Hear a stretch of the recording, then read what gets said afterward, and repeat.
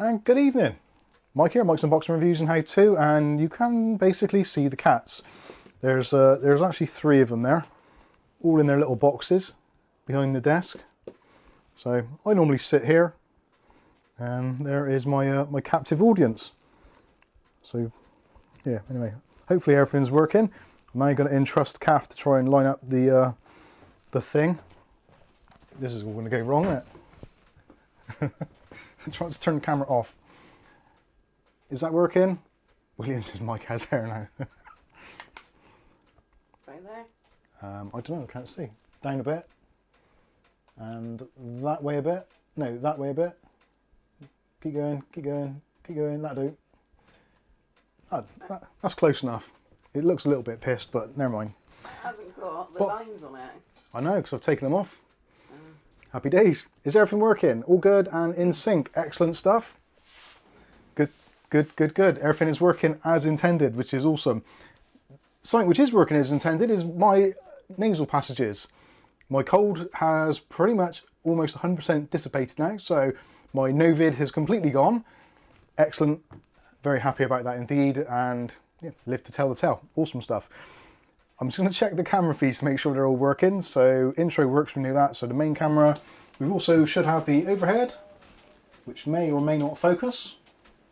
Seems to be doing okay at present. We've got our desktop stream, which, yes, you can see the chat, etc. Awesome. USB HDMI isn't working because nothing is connected. So yeah, I think we're all good. Did the audio work on all of those feeds? Hopefully it did. Aletta says, Mike, clear our nose and throat with ghost pepper sauce. I actually had a extremely spicy pot of noodles yesterday, which was good in some ways because it sort of cleared everything out and flushed everything out, but it also made my throat bad as well. So the old gastro reflux, whatever. But anyway, it's yeah, it's working. Everything seems to be good. William says overhead audio is good. Awesome. John J says no glowing RGB mouse mat. Now that is on my desk. Obviously I've got lots of RGB going on over there, which you guys actually never really ever get to see. I wonder if I could actually spin. Yeah, I'll do that. It's a bit of a mess over there, but Excuse bless me. you. So if we pan around from where I normally sit, you can see how small this room is. So there is my editing desk. As you can see there. So I've got my RGB keyboard, my RGB mouse mat, courtesy of Ugly Bob. I've got my Boolish chair, which is my daily driver currently. And the fire clicking away. And the fire is clicking away over here. And yeah, there we go. So that's how small this room actually is. It's actually a dining room. It's a 1930s dining room, so it's basically awful. There we go, we're back in the room. Howdy doody, ladies and gentlemen. Hopefully you're all doing well, and hopefully it's not too cold for you. It's getting a little bit cold here in the southwest of the United Kingdom. Currently experiencing temperatures of somewhere in the region of about, oh no, I haven't got it set on there at the moment. It's about 0 degrees. Freezing fog tonight, so we went out to our local cooperative and Sainsbury's store to pick up some of those yellow and orange ticket items. Come around with a reasonable haul. Quite pleased with that. But it was bloody freezing, and the freezing fog, you see all the car headlights and just like yeah, just like clouds everywhere. It is ridiculous, but very cold, very chilly. Breathing in, especially after having a bit of a cold, you can kind of be breathing and you're, oh God, chest pains. Anyway, that's enough about me. Let's talk about you. No, actually, let's not talk about you. Let's talk about the laptop we're going to be repairing in tonight's stream. Hello first. I have said hello. I've said hello? Hi.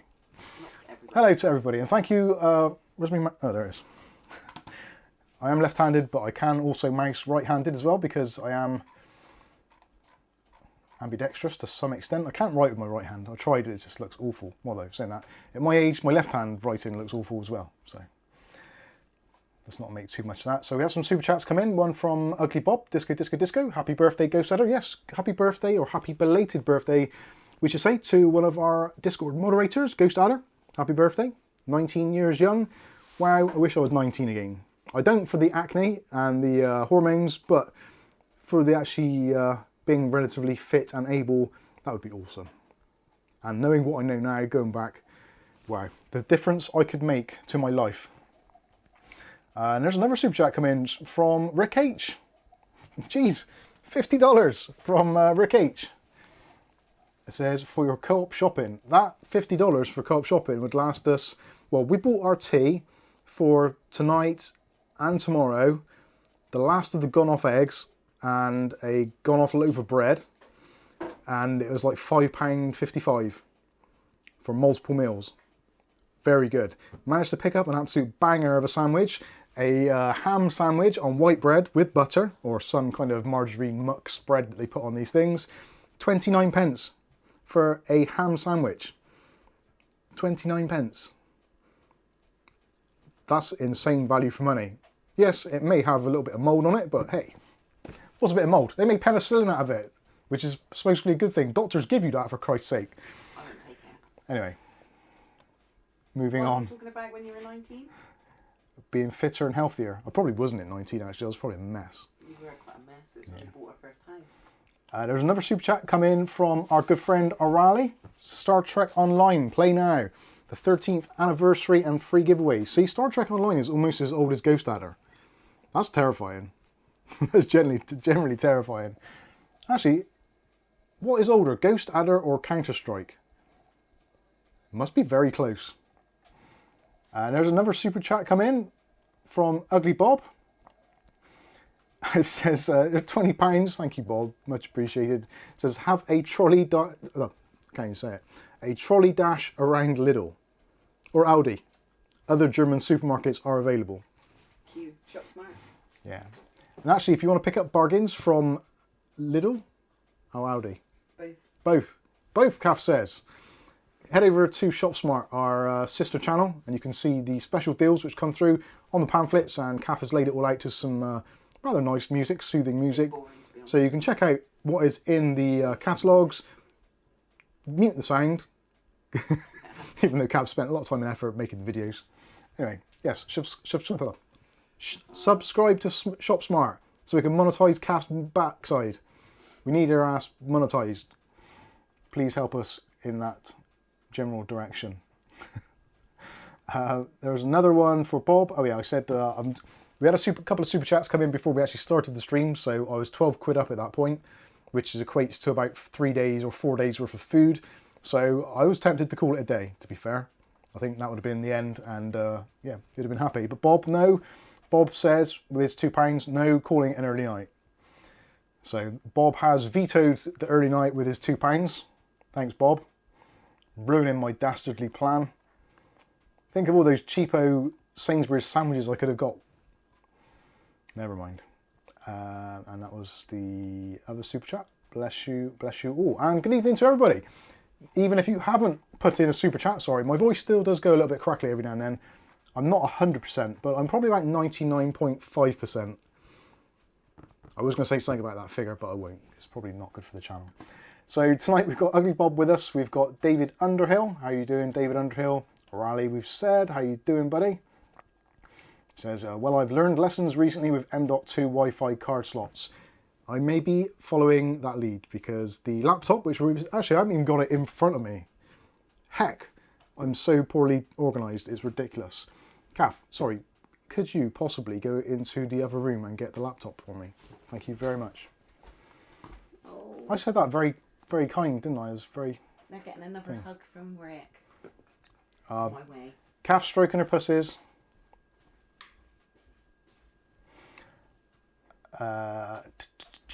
William Bodie's with us. How you doing, William Bodie? Had some amazing stuff come through from William Bodie this week from Germany.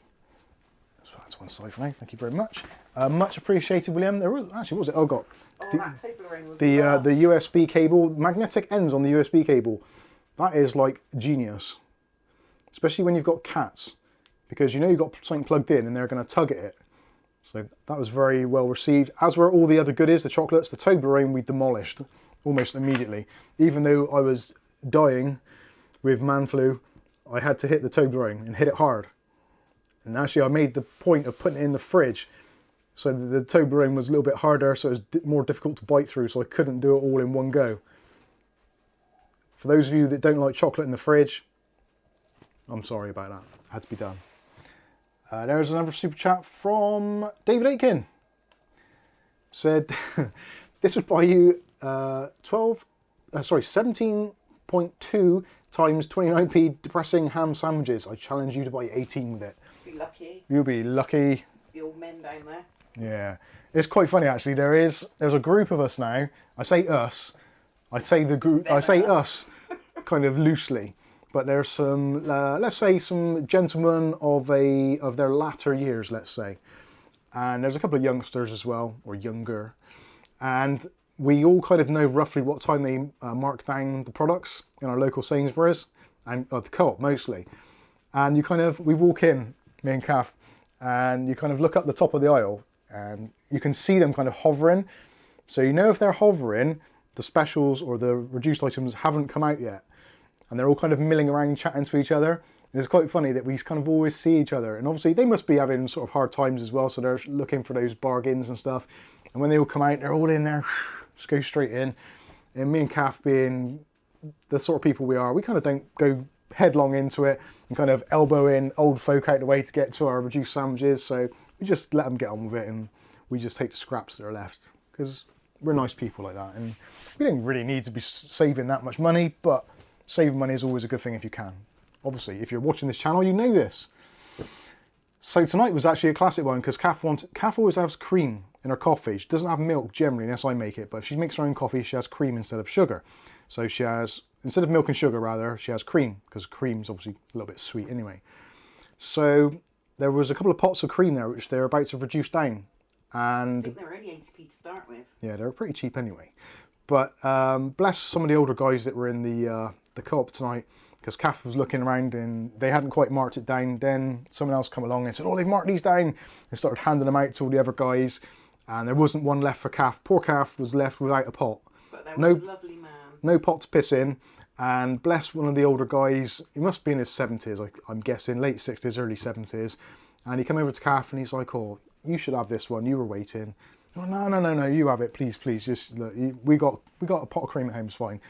You take it, but thank you very much. So just goes to show that even though the world has gone to shit, there are some people out there that actually care about fellow human beings.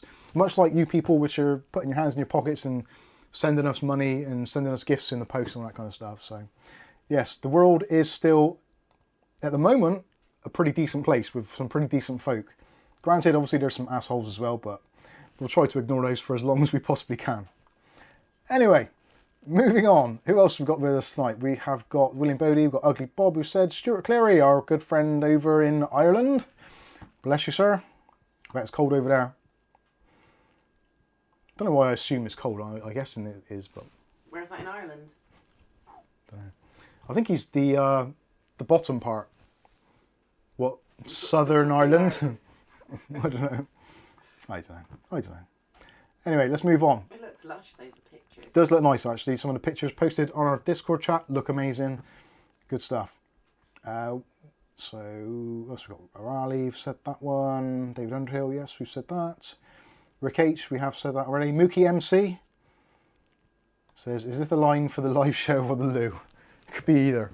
At our age, me personally, me and Kath, when you're getting into kind of your middle years, lining up for the toilet becomes more and more important. And how many of you out there actually who are of a certain age, or even if you're a younger age, I don't care, but how many of you actually take into account where your toilets are for toilet breaks when you're either traveling or going shopping or making any sorts of plans to do anything? Do you are you mentally thinking in, I wonder if there's going to be a toilet? If you're thinking like that, welcome to my world. I think I drink far too much tea and sometimes too much coffee, and therefore necessity means you have to piss.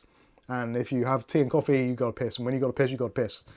So you need to know where the toilets are. You need to know your exits and you need to know your toilets. That is a secret of a happy life and not having a wrecked bladder. But you didn't even know Co-op had one for... Co-op, our local stores, actually got its own dedicated toilet. Which you I'm didn't pleased know with that. about for... Well, how long's it been built though? SC is with us. SC says my 3500, my 13500. It's not going to get ever used to saying that. Arrived today. The guy from Tech Deals told me that it was the wrong choice and I needed a 13600K so that I could flog it later. No chance. I love it.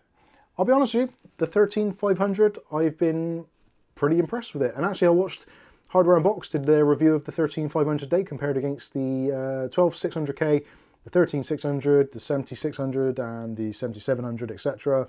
And it fares pretty well. It's a good price. It's definitely an upper mid-range chip, I would say personally, but I would because I've bought one. But I'm very happy with it, and for me, for what I want to do, it competes and beats the 5800X in a lot of tasks.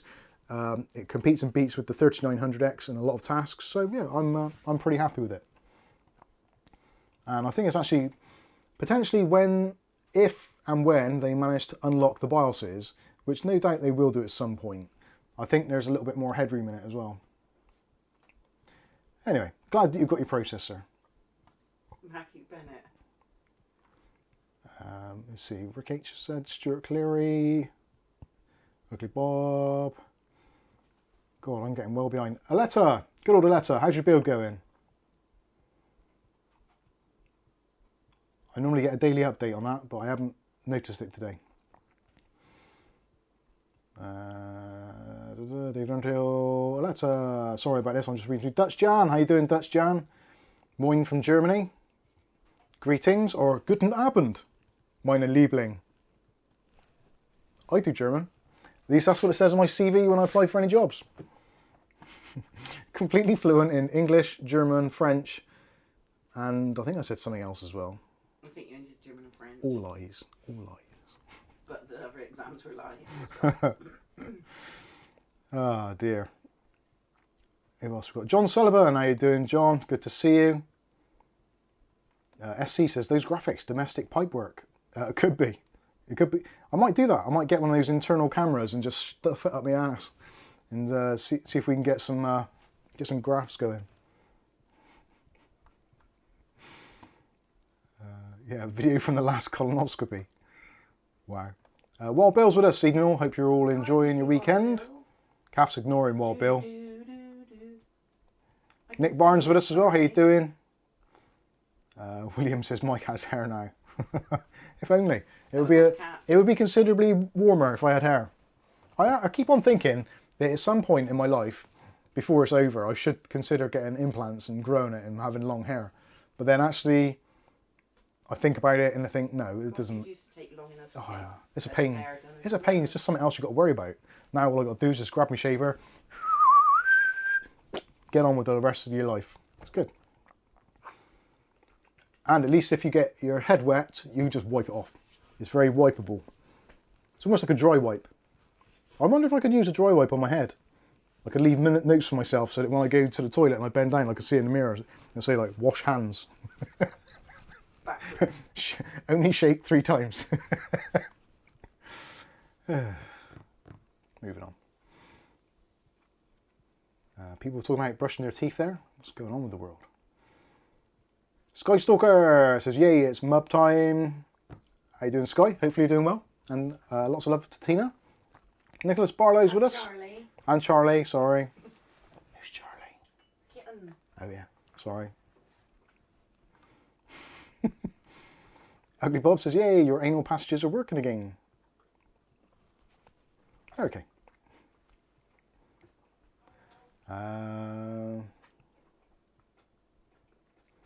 William Bodie says, overhead mic is in hall, I think.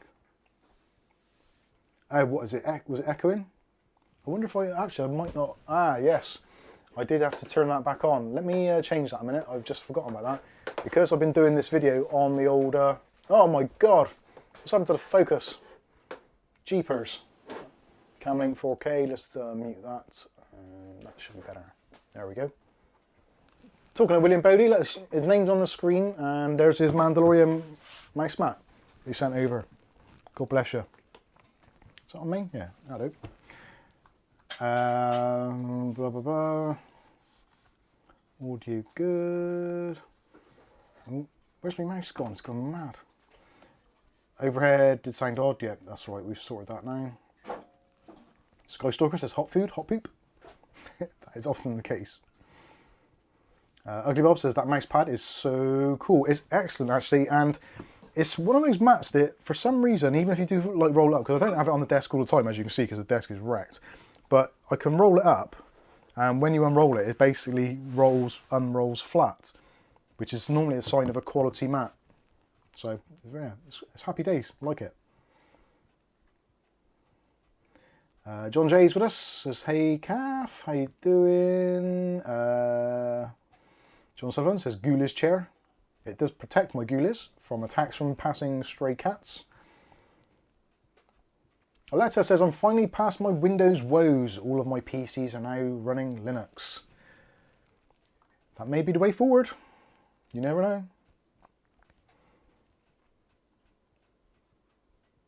Ugly Bob says, can vouch for the size of the dining room. Definitely 1930s. They have a chimney sweep handcuffed to the radiator in the corner. There isn't enough room for a radiator in the corner. The chimney sweep bit is accurate, but it's chained from the outside pipe. He lives outside. Yeah. He's good at cleaning windows.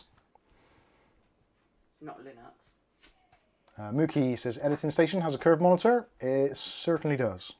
It certainly does. Although I am tempted to change it. I really do. I've got a 34-inch widescreen, ultra wide, which Welly Bob sent us ages ago, and I'm desperate to try and use it in some fashion, but the desk isn't wide enough. I've said this a million times. I need to do something with this studio setup to make it work for us better. It works as it is, but it's not the easiest of things to manage, and because it is basically a studio room and we kind of live in here basically because we're working all the time, and we eat in here because we generally end up eating at our desks or because the cats take up the dining table. It's kind of one of those rooms that it almost feels like a prison at times because we're just stuck in here to the four walls. It's nice in the summer. You can open the window and it's cool. Yeah, going to the co-op is just getting out of the room for a little bit because it drives us mad. Anyway, moving on. There's Rick H's super chat. God bless you. Awesome, $50, that's awesome, thank you. Ugly Bob asked, how's the loft work going? Not heard anything about it for ages. The loft work is, I really, really would love to be able to move the entire studio up to the loft. It makes so much sense in so many ways because it would be great to just be able to set everything up, store all this crap, move it all up there, get out of the way, and actually have a separate room to be able to say, right, this is where we work. This isn't what we do down here, whereas now it's like, even if you say, right, that's it, I've had it for the day, I'm not doing any more work, because it's surrounding you, you end up just answering questions or doing emails, or you carry on working because it's in the same room as you. It's hard not to. So it would be great to be able to just have everything up in the loft space, and basically when we're done, just close it all off, turn it off, walk away. Because now every day I have to get out the camera, plug the camera in, do the sound tests, do the mic tests, make sure all the angles are right and all that kind of stuff, move lights, move this and that and the other. So it would be really cool just to be able to just say, right, I'm just gonna make a video, pop it upstairs, go to the attic, make the video, come back down and have a normal life. That would be awesome. So it's something I still want to do. I suppose I need to get my ass in gear and get a qualified structural engineer and somebody who does loft conversions and stuff like that to actually come down and just say, right, this is what is possible, this is what we can do, this is how long it's going to take, and this is how much it's going to cost. And I think, to be honest with you, if I had someone that I trusted to do that, I think we'd just do it. We probably would, wouldn't we?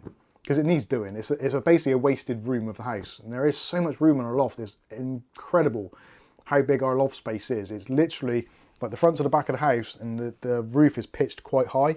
So there's tons and tons of room up there. There really is. And even if you board out sections of it for storage, it'll be basically probably 2 to 3 times the size of this room. So looking probably about 9 meters by about 9 by 7, whereas this is like 3 by 4. So it would open things up much better, and we could have a separate desk to do builds and one to do reviews. It would be very, very good.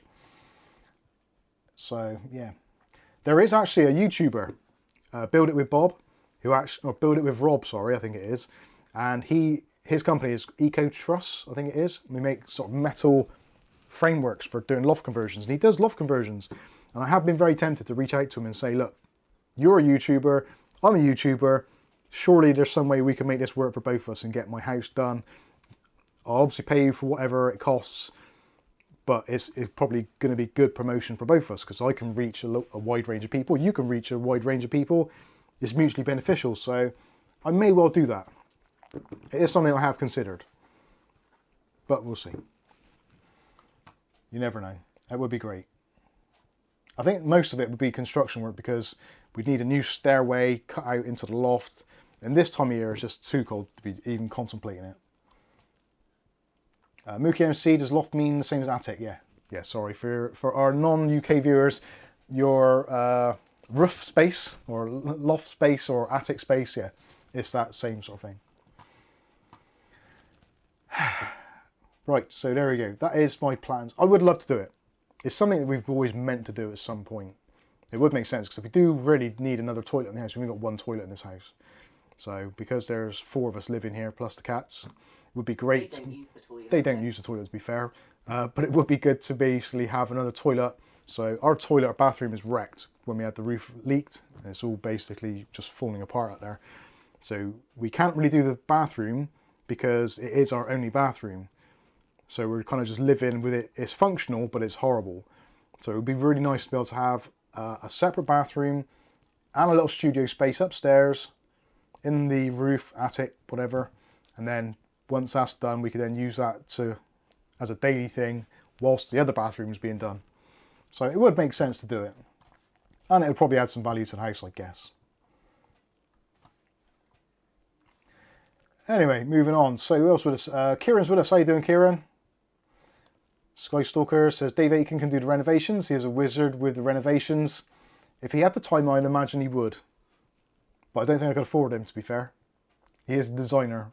So, you know, they always charge that, don't they? Loads of extra dough.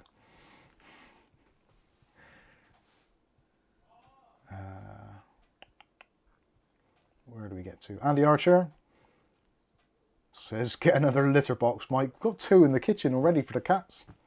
One, our cats are very much like Kath's mum, where she likes to have a wee and then do the other separately. Sorry, Kath's mum, if you're watching.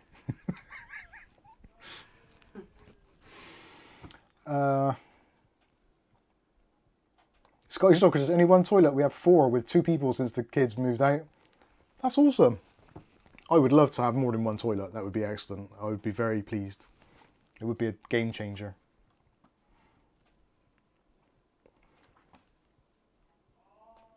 Ugly Bob says Dave is cheap as chips. In fact, he does it for chips. That is what it says in the pub toilet wall anyway. I wrote it. Excellent stuff. Right, I suppose we should get started with the laptop. So for those who don't know what's going on, I was trying to start doing a kind of like a little mini segment. Very much kind of copying Greg Salazar. Not really copying, it's not really a novel idea, but it's kind of, it's something which he's made his own, and fair play to him. He does a very good job of it, and you can't really argue that what he's doing is a great thing. He doesn't charge anybody for doing work on their laptops, etc. Desktop PCs, all they ask is that you can just do it on his YouTube channel, and that they're local and they can collect it and deliver it and all that kind of stuff. So I've always wanted to do a similar sort of thing. I always said that if I won the lottery, hang on, Kath, let me get this out because I'll never remember where I got to. If I won the lottery, what I'd love to do is just to repair computers for kind of people with disabilities, like autistic kids, or people who've got just basically problems where they either can't get around, they can't get out the house, they can't leave the house, or whatever. So I thought if I ever won the lottery, I would employ a couple of people, and we basically just go around, zipping around in our little cars, go around fixing people's computers for free, especially those with disabilities, because obviously they're the ones in society that generally don't get as well looked after as other able-bodied people. So it seemed like a nice thing to do, and it's something that you could kind of work towards as a goal for your life, and helping out other people is a very rewarding thing to do. So that is what my thing has always been. So having the YouTube channel and being able to kind of be in a position where I can now offer my services free of charge to local people to try and help them out, etc., seemed like a logical progression in the channel. It also, when there's quieter months or weeks or whatever, it gives you a little bit of extra content that you can do, and it seems that you guys actually enjoy it and the whole principle behind it. So that is why we're kind of sticking with it, regardless of how much it makes me want to pull my hair out at times, which this sucker certainly has done. But we'll talk about that now. Yes, Kath. Unknown memes. Unknown memes. Meme. Unknown meme. Can you review the Up Here fan again, please? Probably not. I don't. Why? I would have no reason to review them again, unless there's a new version. But if there's anything you want, CPU cooler. the Up Here CPU cooler. Again, I don't know probably why I would want to. There's certainly others on the market which are as good, if not better. So unless it is the only one you can get in your particular region, I would the Up Here cooler I'd probably avoid slightly. But the other, the fans, the Up Here fans are fine if you've got a motherboard which will allow them to go down to a low enough speed. And also, there's so many different versions of the Up Here fans, you have to be very, very careful that you buy the ones which are stated in the review, because they're the ones that actually support PWMs, where some of the other ones are static speed and they're awful. Or at least for me they are, aren't they? Moving on, so... Can you just do Kieran quickly? Kieran... These last ones. you enjoying the 13th gen, got a notification saying Royal Mail have delivered the return, so hopefully we'll hear back next week. Awesome stuff. That would be good. Be nice to see the B660 come back in one piece. Or hopefully they might turn around and give you a refund on it, in which case you'll be quids in.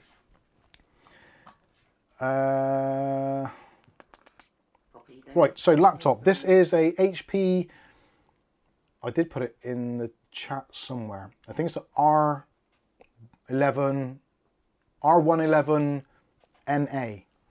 Actually, I could read off the bottom, couldn't I? That would be a lot easier. If you could see. If I had the optical ability. I find if I shine a light on it, it's okay. So yeah, it's the 15-R111 NA. Revision 2213-110.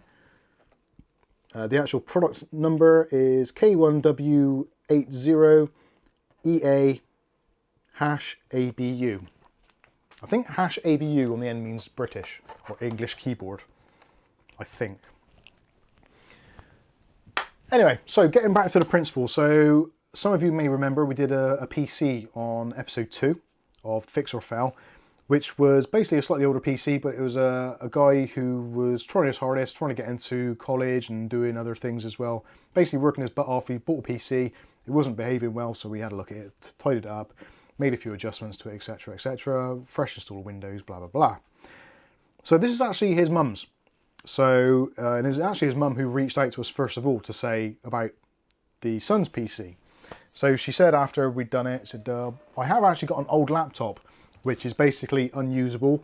Would you be like interested in taking a look at it? So I said, yeah, of course, no problem at all. We'll definitely have a look, and all I need is the laptop, power supply, and any kind of passwords to get into it so I can have a look and see what the deal is. I'm not making any guarantees or any rash promises that it's ever going to be like a rocket ship or anything, but if there's anything I can do, then if it's entertaining on the channel and it's interesting to do, then certainly, yeah, we'll make it happen for you. And if there's anything which needs replacing and there is a cost involved, then we'll let you know, see what you want to do, take it from there. Trebellion, sorry. PSU seems signed, I'll keep you posted, so I assume that's... Ah, yeah, nice one. Trebellion. That was another one of our sort of good deeds of the week. We've done some good deeds actually recently. So Trebellion is a local, I'm not going to say his actual name because you may not want me to do that, but Poppy. He actually bought a PC for his daughter from us. Poppy! Can't pole dance on the tripod. Jesus. Stop. Sorry about this. Interlude. Poppy has basically wrapped her legs around the tripod for the camera and is in attack mode. Chuck her out. Come on. That cold weather will soon put paid to that.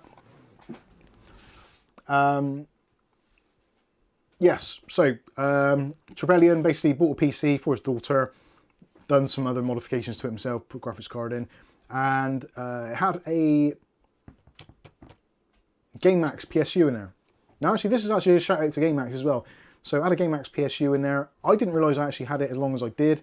It seems that the power supply, the RGB ones, have only got a 1 year warranty in the UK for some reason. I don't know why. In the US they've got a 2 or 3 year warranty, and in Germany and other countries they have as well. So yeah, it is weird. So I didn't realise I'd had it quite as long as I had. The PC's had for about 3 or 4 months, maybe more. So long story short, the power supply is making a bit of a weird noise. Couldn't work out whether it was the fans or whether it was something internal. So I said, look, don't mess around with it. I'll speak to our friends at GameMax, see what the deal is. Worst case scenario, we'll see if we can get a replacement fan in there. Best case scenario, we'll see if we can get them to send out another unit. So fair shout over at GameMax. Spoke to them, said, look, this is the deal. Can you get me a replacement fan? But basically, long story short, they said no, can't get you a fan. Tell you what I'll do, because it's obviously just slightly outside of your warranty period, we'll send you another one, get the other power supply back, we'll have it back here for testing and see what the deal is. So hats off to GameMax. They've stepped up to the plate. Whether or not it's because I'm a YouTuber and I do a lot of reviews for them, potentially that could be a consideration, but they could have said basically, sorry mate, you're on your own, that's it. Fair play. No, they came good, sent another power supply out. Trebellion picked it up today and we've swapped it out. So yeah, I think it's kudos all around to GameMax. Now obviously their power supplies aren't the best in the planet. It makes sense. That isn't their gig. They're in the kind of the value orientated segment. But the fact that they did that, I'm very pleased with it. And in fact, I use GameMax stuff quite a lot. I think Caf's PC is the GameMax F15, which is still going strong, and the 200mm fans are still going strong as well, which is absolutely awesome. Who's that come from, Bob? Yeah. Bob's just sent a picture on Discord of Saint Mike. Bless your heart. Yeah, so fair play, GameMax.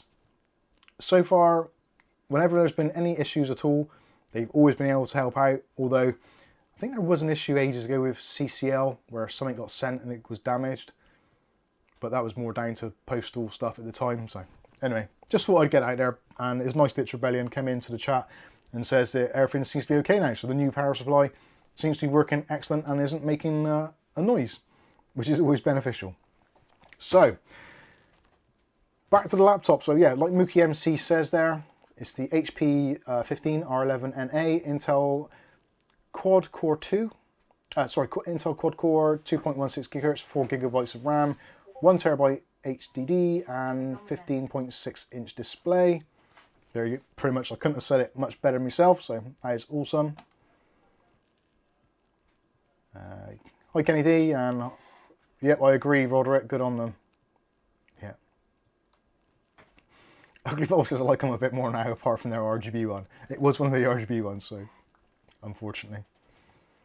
But yeah, it's good value for money. You can't go too far wrong. So, anyway, the laptop.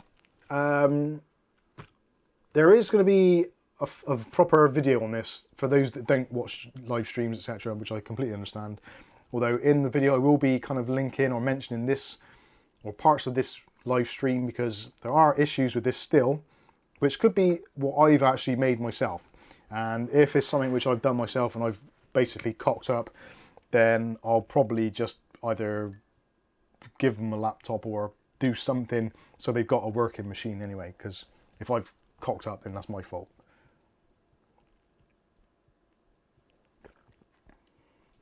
So yeah, it had loads of viruses on it, and it had there was a program called Total AV which was on here, which is basically like a kind of, it's not really a virus as such and not kind of malware. It's one of those what they call a PUP, or a potentially unwanted program, and it was kind of sending out bloody pings to left, right and center. It had about 7 to 8 different individual little core tasks which it was trying to do. It basically sucked, and it was at the point where the hard disk drive was at 100% flat out all the time. RAM, surprisingly, wasn't flat out. Even though it's only got 4 gigs of RAM in there, it was only using about 2.5, 3. So there's a little bit of room there. But the CPU as well wasn't really kind of slammed. It was the hard drive which was causing all the problem, because all that I/O requests going on, the system just could not cope with it. Literally, you could turn it on, and actually I'm going to turn it on now so you can see what it's like. When I first got it, when I turned it on, it was taking somewhere in the region of about probably 4 to 5 minutes to start up.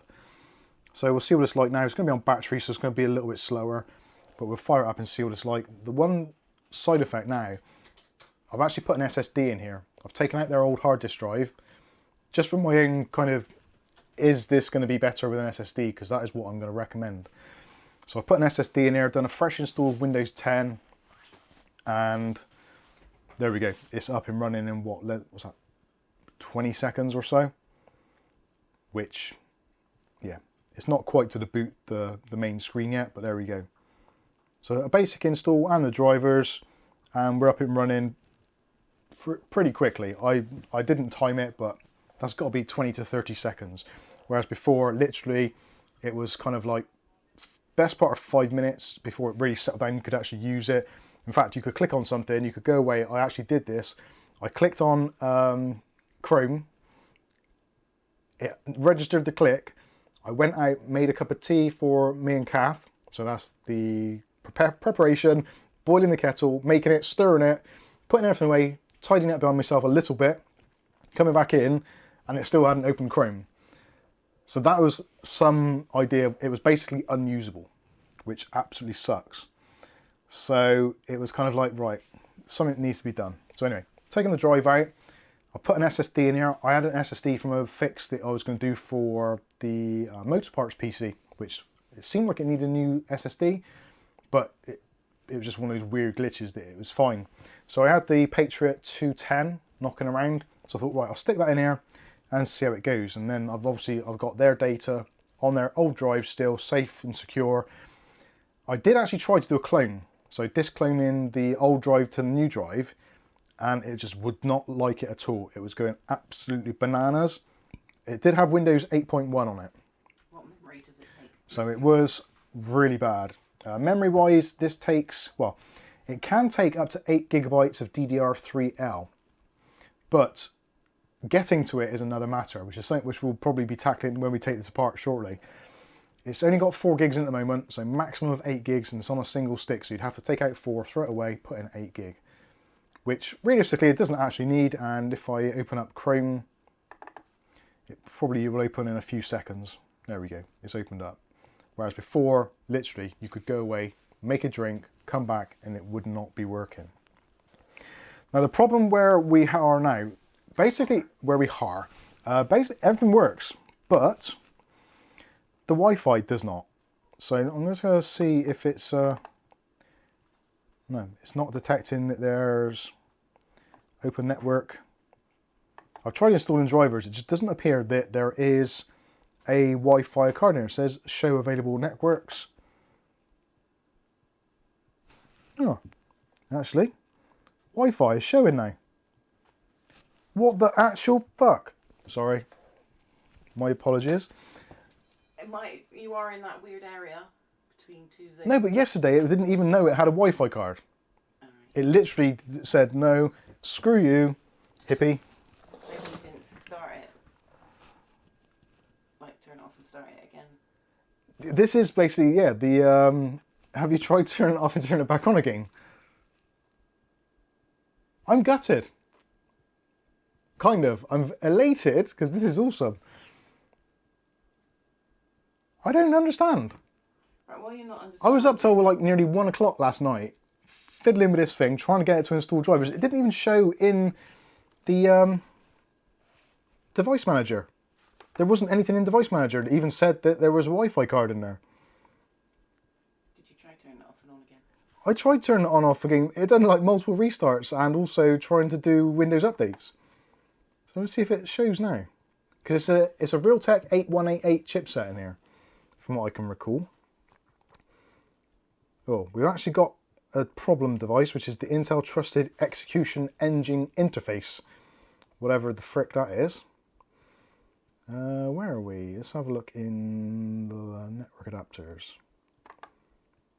Yeah, network adapters now is showing Realtek RTL 8188EE 802.11 BGN Wi-Fi adapter. O'Reilly. What's Riley saying? Question, Mike, we have a Lenovo laptop at work, Qualcomm chip, and sometimes Windows 10 update will try and use Microsoft drivers. This prevents it from detecting Wi-Fi networks. Well, the thing is, it wasn't even detecting the card. It got to the point where it said, no, there is no Wi-Fi card in here. I tried installing the Realtek drivers, and it said there's no device to install. I was like, well, there's a card in there. And actually, something has definitely changed, because there is a Wi-Fi light there, and that was just permanently orange. So if you press that, it goes into like airplane mode. So now it's still showing there as a Wi-Fi adapter. Shake it, is it loose? It could be. No, it's still there.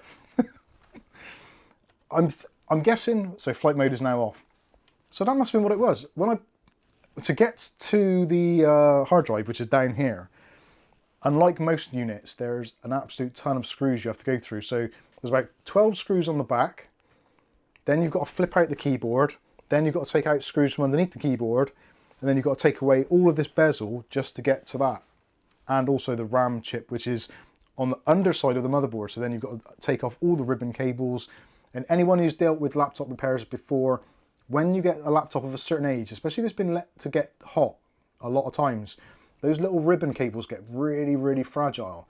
So the last thing I want to be doing is, with a laptop which is kind of failing at almost every opportunity, is to kind of wiggle around things more than absolutely necessary. So yeah, I'm a little bit confused now why that is working, although we do have a problem device. So that is the Intel Trusted Execution Engine Interface. It says status device power failure. Has something happened with the Intel engine not working? Is what around is that?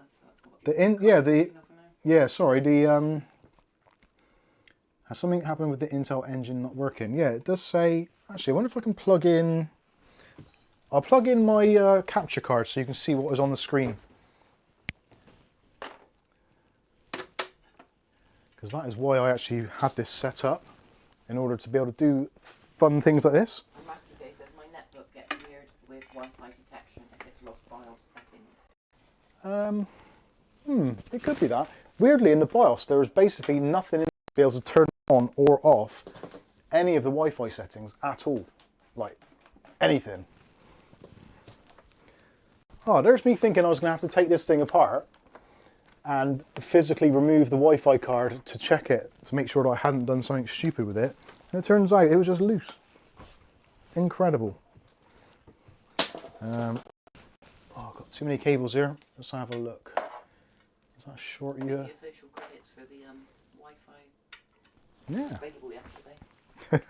I ran out of social credit. I got a magnetic mat here, which is what Ugly Bob sent over. Actually, if I put it to the overhead, you might be able to see that a bit better. Yeah, so there is a kind of like a mod mat style thing.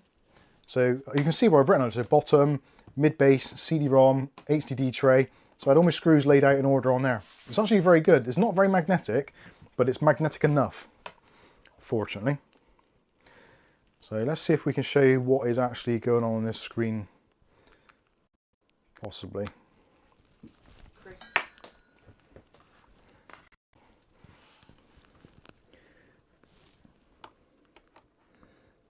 I can't believe that's actually started working. Right, let's get connected to the Wi-Fi first of all. What screen are we on? We're still on the overhead, so let's go to the main. And we'll connect to our guest network. Always advisable, if you're looking at other people's computers or doing anything with PCs that may be infected or anything, make sure your router or your network has a separate guest network which runs separately altogether, which is what we've got. So there's a guest network, and also when it asks you, do you want to be discoverable by other PCs on the network, you choose no. And that way then it's going to be slightly harder for it to communicate outside of the network. Chris? Don't know if that helps. Chris Hartford. Hi Chris. Untaken device manager option to turn off power save. Right, let's have a look. See if I can do... Might also need a good clean and repaste. Your coffee mug needs a good clean. It does, it's filthy. How would you like to receive software updates from HP? Go on then, let's do it, do whenever. So Wi-Fi, guess we are connected, excellent stuff. And let's do, where's the duplicate?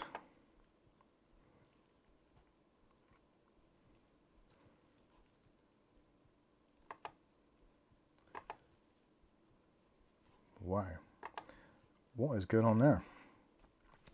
Right, let's see if you can see that. Did you try driver easy? No.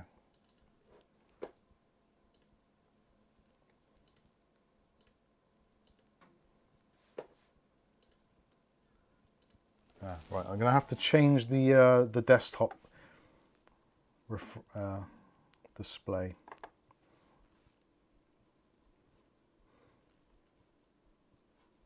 Sorry about this. Talk amongst yourselves.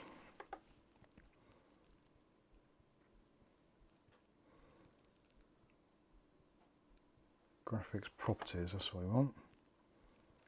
Oh God, there's an Intel program for that even.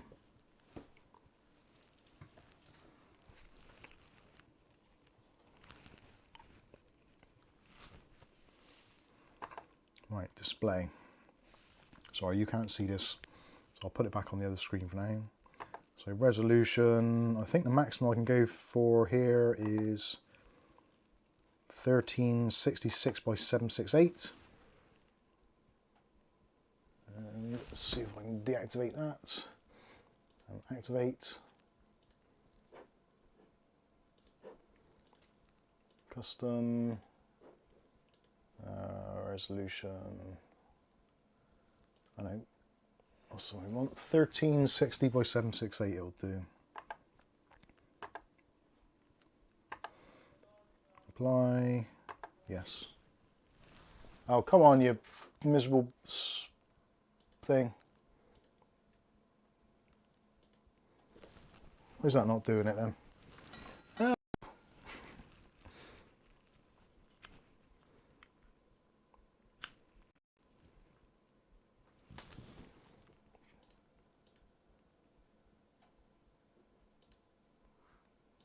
Oh, it's being bad.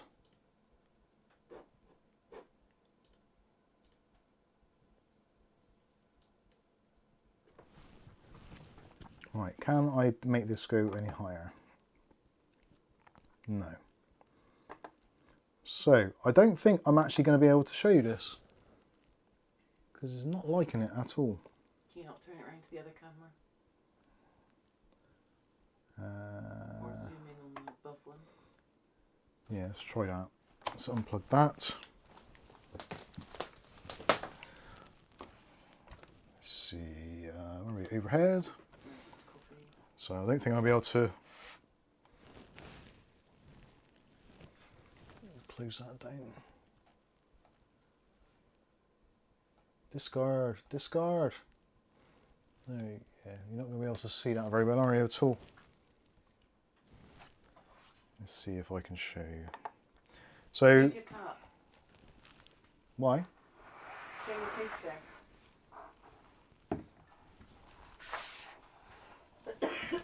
It's the vase.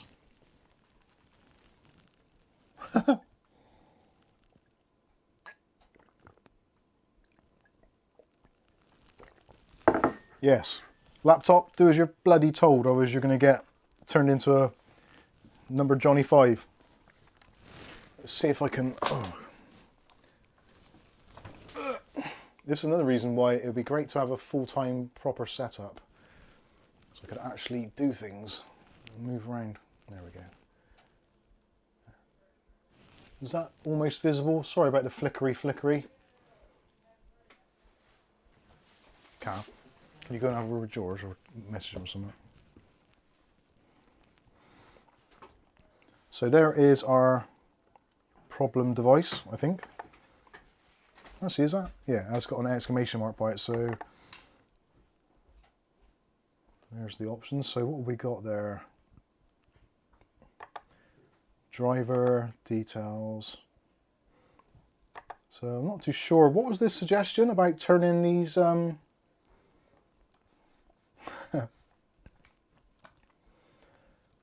Where is Rick H says I need to quit smoking the devil's lettuce. Oh. Chris Hartford says, where's the test card with the girl on the chalkboard? I might make one of those up. Where is it? Someone said about turning off the power setting thing.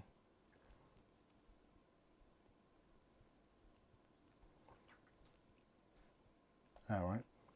O'Reilly says, that trusted execution engine is for the Intel TXE driver, is required for secure boot and platform security features. Okay, so I wonder if I update the driver. I wonder if there is going to be an update available for it. Nope. Let's try the Windows Update version. Now the trouble is with this, if it is a Windows Update version, because Windows Update doesn't always take into account legacy devices. When all the legacy devices have been taken off of Windows Update, I think. So we might not be able to do that. And again, I do apologise for the absolutely hideous display. Where have we got options in here? Can you get those mob coasters on? No, not yet. Have you read all that? Yeah. Sorry.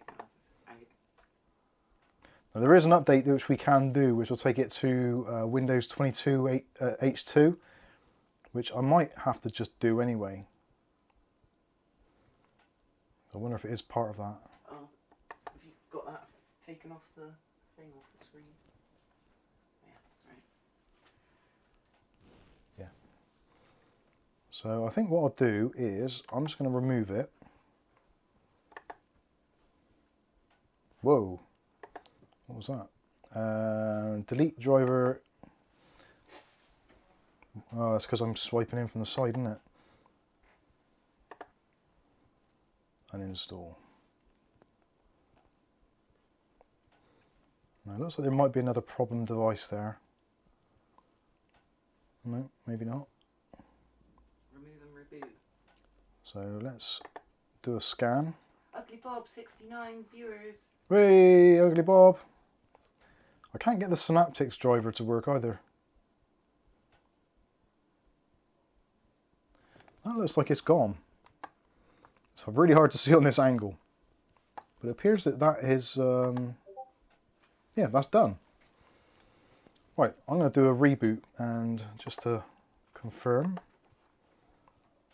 But this is actually really snappy now, considering it is only a quad-core 2 GHz. It's really cool.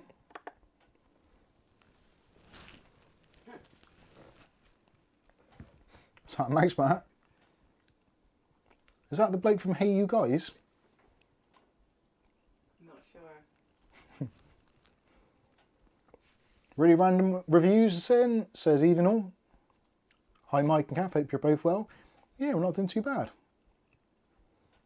Thank you for asking, hopefully you're okay as well. Dutch Jan says the Intel management engine always runs as long as the motherboard is receiving power.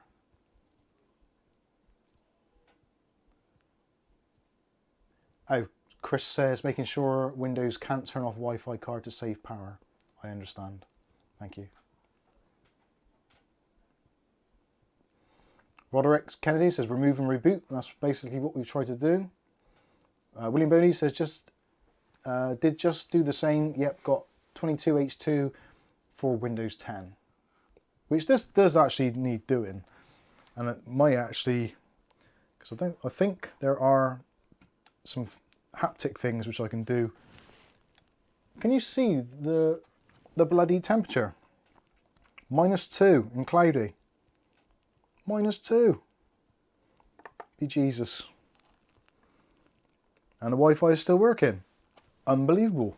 Right, I'm going to plug in the what's it called? The power, and I'm going to do the update for Windows 22 H2. And we can actually take a look at some of the other cool things that we've been sent this week whilst we're waiting. Because there has been some, there has honestly.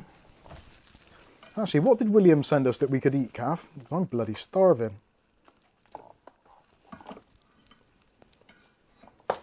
Just ignore me now.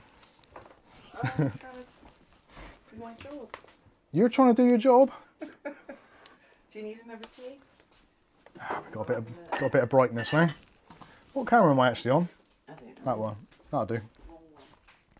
That'll ding dang do for me. Right, let's get this going. And we'll get this updating. Where are we? Windows. Yeah, let's have a look at that. These were from the reduced items bunch. Is it on the right camera? Yeah, it is. Cadbury Dairy Milk, 15 brownie bites. Best before the 21st of January 2023 at 07:53. So sadly these were out of date this morning. These reduced down to 56 pence. So I'm going to try these to make sure they're not poisoned. There's Maisie.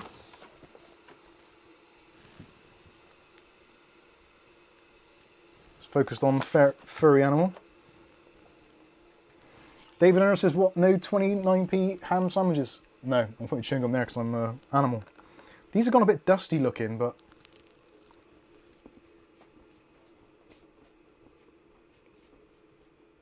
Is that my desk, mate? Hmm. That back for you. That's not bad actually. Right, what was I doing before I got interrupted by chocolate? Oh yeah, Windows updates. Got a super chat coming from Stuart Clearing. If I can find my mouse. Run, calf. 20 euros from Stuart Clearing says the best Saturday night stream. Oh yeah. It's not bad. There's worse things you could be doing on a Saturday night. Casualty on BBC One for one. Not bitter. Maybe a little. Right, let's do the feature update to Win. Oh, that's not the right mouse. Yeah, it is currently -2 here. That's -2 Celsius, not Fahrenheit. If it is -2 Fahrenheit, that would be -20, I think. Calf, these are really good. Take them away.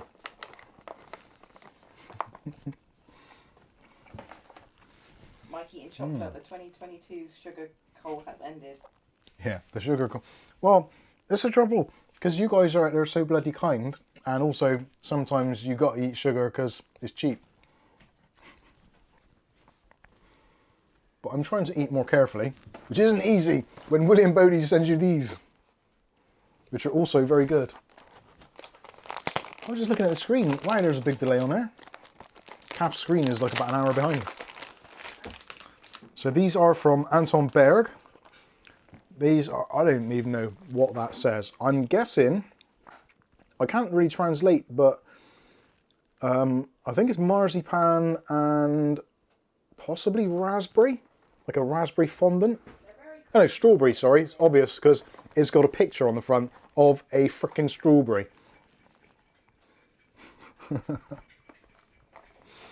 So let's try, oh, individually wrapped for her pleasure. There's only 6 in there, Calf. We'll share them equally, 3 each.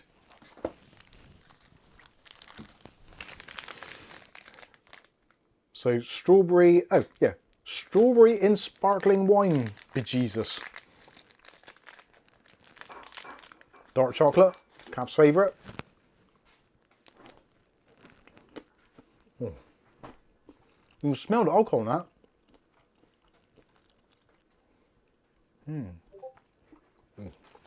Cool, blimey. There's some sugar in there. Woohoo!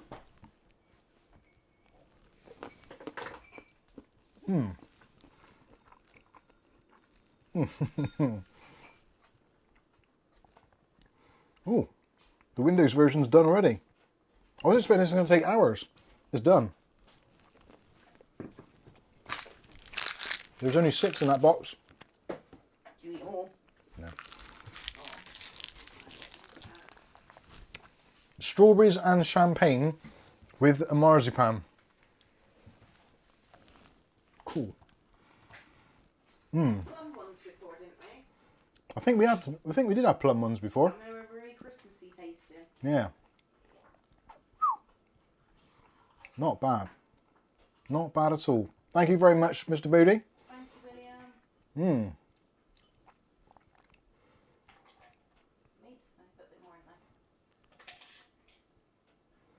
there. Roderick Kennedy says, someone put a hot item on my granddaughter's laptop. Warped the screen, no display, works with an external display, but sadly no good for her. Oh. Those sorts of accidents are horrendous, aren't they? And the laptop is working. I'll be honest with you, I was very, very surprised how well this actually works. Let's go to Task Manager. Beforehand, actually doing Alt-Control-Delete to get into Task Manager, when I first started to see how bad this was, I literally, like I said, I could do Alt-Control-Delete, I could walk away, do something, go and make a phone call or something, come back, answer some emails, and it would come up and it would be like, oh my God. Whereas now, it's just, oh, boom, there it is. There are no running apps. That sounds good. I have actually tweaked this very slightly to run it with kind of minimal impact on the system. So if we look in the performance tab, you're not going to be able to see this very well, I do apologise. So currently CPU is around about 4% usage. The memory is using 1.9 gigabytes, so it's 49% usage. The disk I/O SSD is basically 0, and the Wi-Fi is peaking up and down here and there. But yeah, it's great. The CPU does peak. You can see, well, I don't know if you can. It's peaking. It does ping up to 100%. It's kind of, it is what it is. But it's definitely much more usable. Well, you can use it, which is absolutely great. I was tempted to install Cinebench on here, but I don't think it's fair because it isn't that kind of unit. But it is an Intel Pentium CPU, the N3540, which I bizarrely on Discord, talking to Matthew Day, I put in, I think it was a 3460 or something. I had the numbers completely around the wrong way. So yeah, I'm pretty happy with that. And we open up a tab. Actually, that's something I haven't tried, is a YouTube video, to see if it will actually play a YouTube video. Now, if only I knew a YouTube channel that it did 4K videos that were copyright free, or basically like my own.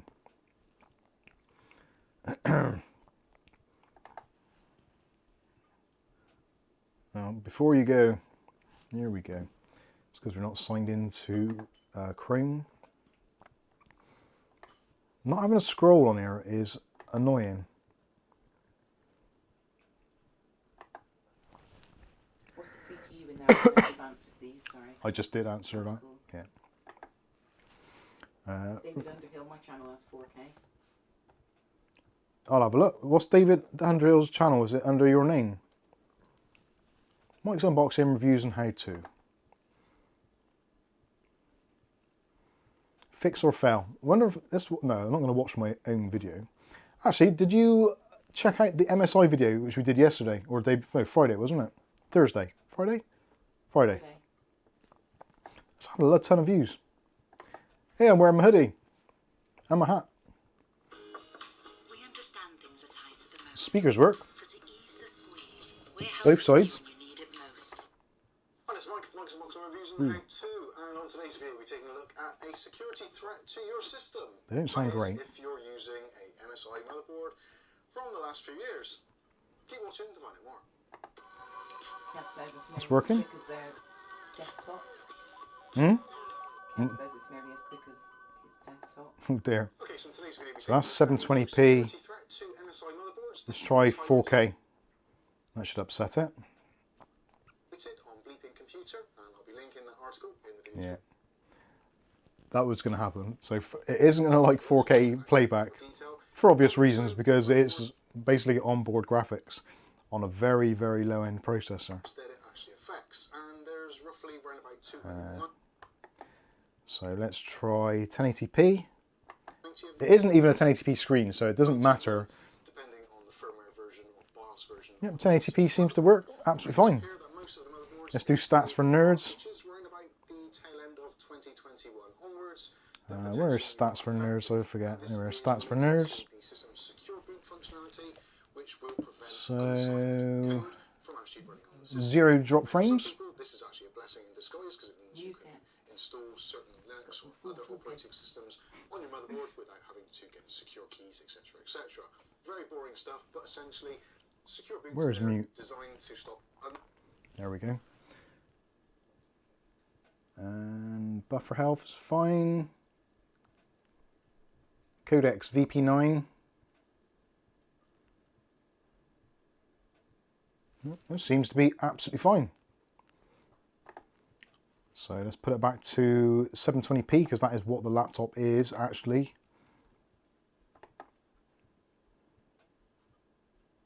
Much happiness. And basically tells you how to mitigate it. Right, let's do that. What was David's channel? I assume it's his name in there. Can't you click from his name onto I can, but it's not on this. search it then? David Underhill. David. I'm not sure. I don't want to get a copyright strike. Let's see. David Underhill. If you don't want me to do this, David, let me know in the chat. And there's a few. So William says tune in on this stream. yeah, I was thinking about that. So it seems that there is someone called David Underhill in the Big Bang Theory, possibly. I'm confused.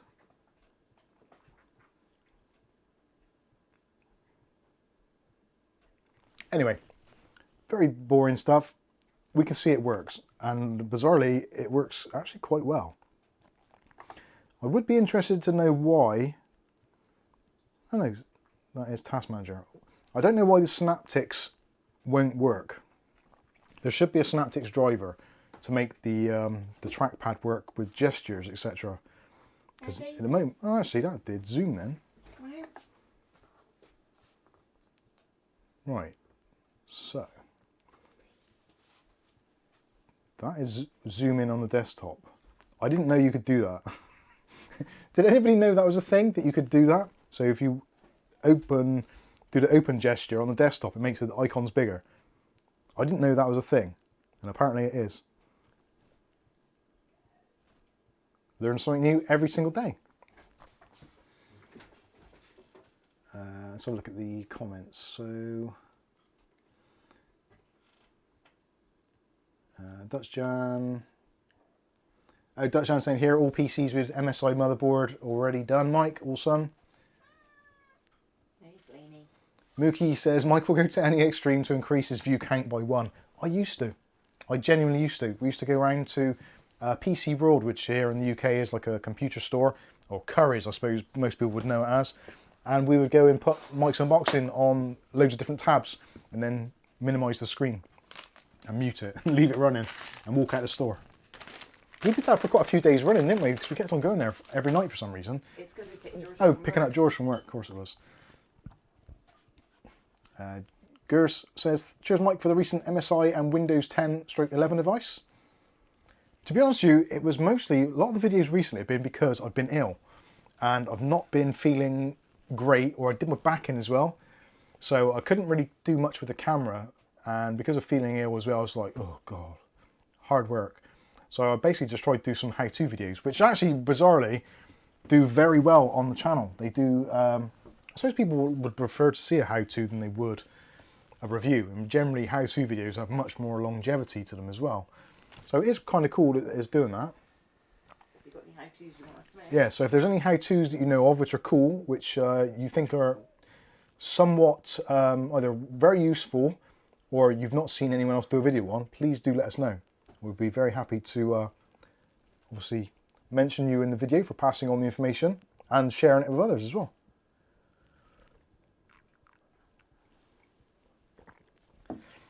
David's saying zoom on desktop is the same as holding control and zoom scroll wheel with a mouse keyboard. I've never even done that before, I don't think.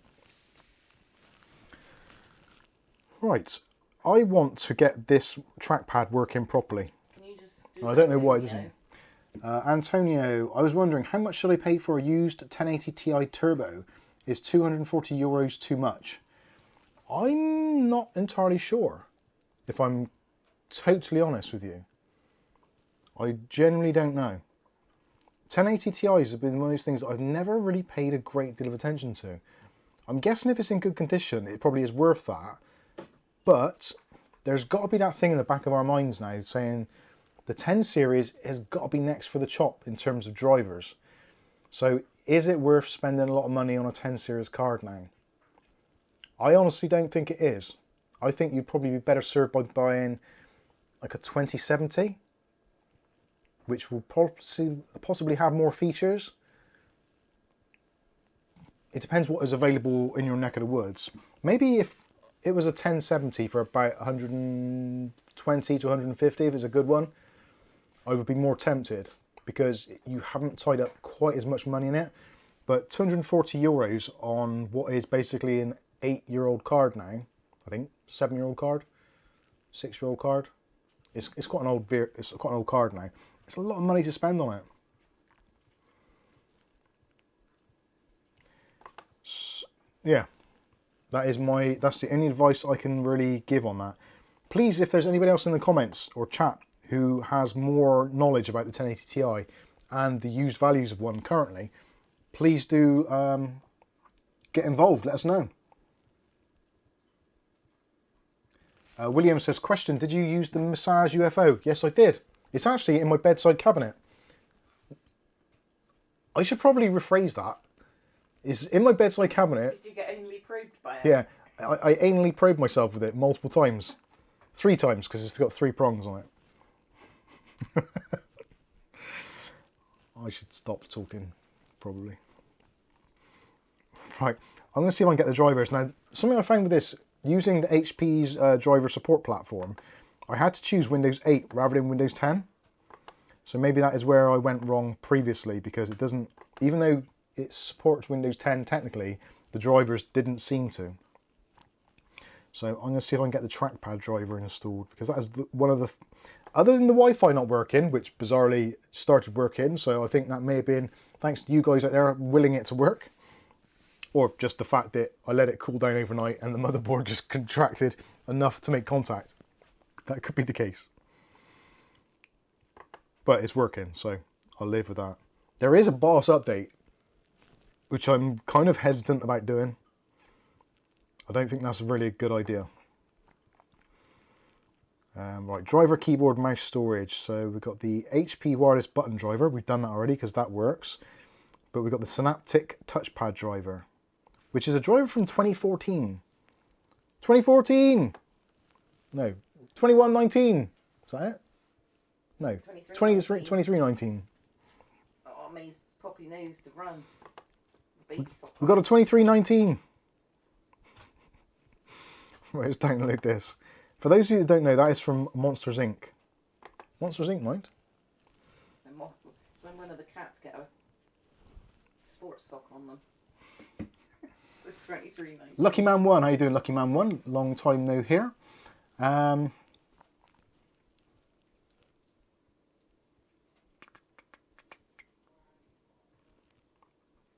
Ugly Bob says, I saw one of those massagers in Lidl's day when I was shopping. It's pretty good, actually. Oh, I'm using the mouse, and it's not this one, obviously. Lucky Man saying the 1080 Ti on eBay, somewhere between 100 and 150 pounds. That sounds pretty good. For that sort of money, I'd be tempted. Mookie MC is super demonetized a thing, potentially, very potentially.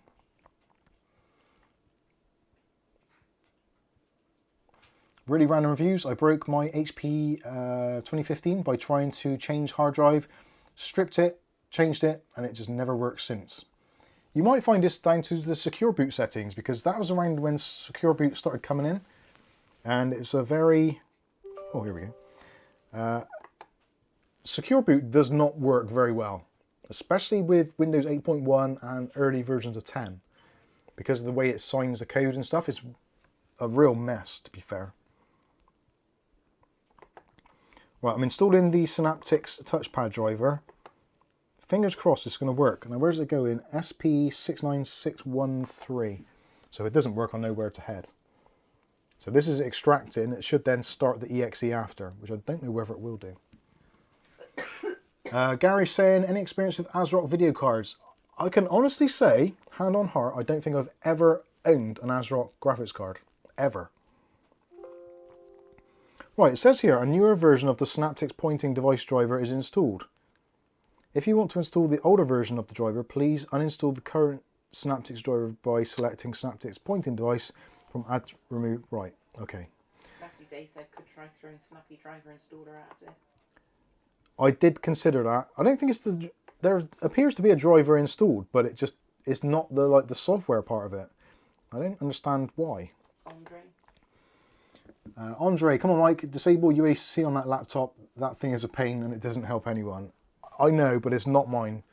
So I'm not going to change anything. If the customer wants me to, I guess I could, but... Actually, this thing thinks it's got Bluetooth as well, which I don't think it has. Bluetooth and other settings, I'm pretty sure it hasn't got Bluetooth. Oh, stop doing that. Add a Bluetooth or other device. Bluetooth. No, it hasn't. So it's lying. It hasn't got Bluetooth. Hey Daisy, Deeds. What was I doing? Oh yeah, apps. Apps and features. Daisy. Oh, stop doing that. New desktop thing. Might as well remove those because they're a bit pointless then, aren't they? Uninstall. We'll get rid of those. Skystalker says, don't all modern laptops have Bluetooth? Not always. Depends what card they've got installed in them. Normally it's like a combo card, so you'd have a Wi-Fi and Bluetooth card on the same chip, but for some reason this one doesn't. This is from 2014, so this is nine years old basically now. So 9 years ago, Bluetooth was very much one of those things where it was more just for kind of wireless headsets for your phone, rather than PC peripherals, I guess. Ghost Adder's in. Let's all wish you Hey, Ghost Adder! today. Happy birthday to you! Happy birthday to you! Happy birthday, little ghosty! Happy birthday to you! There we go. Demonetized. Zero. Oh dear. What is this thing called? Oh yeah. Synaptics pointing device driver. Right, uninstall that. Actually, is there anything in here which works? Synapt. No. So there's nothing actually in the start menu for it. Because that's what I'm expecting to see. That there is something in the start menu for Synaptics. You'd think that would be like a sensible place for it to be. Synaptics, no, it's not there. Right, I'm going to get rid of it. So we'll uninstall. Because that's quite annoying, because I do quite often use the two finger to scroll thing, but it doesn't seem to want to do that.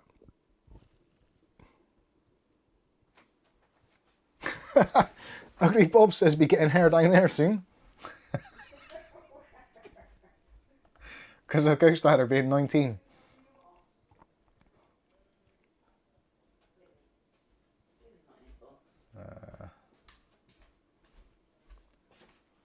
Dave Aikens says happy 14th birthday. Give him the bumps. Unfortunately, because this is a virtual world that we live in, you're going to have to give yourself the bumps. Do you want somewhere like these? Right. It says here, after uninstalling, your device must be rebooted. So I'm going to try that.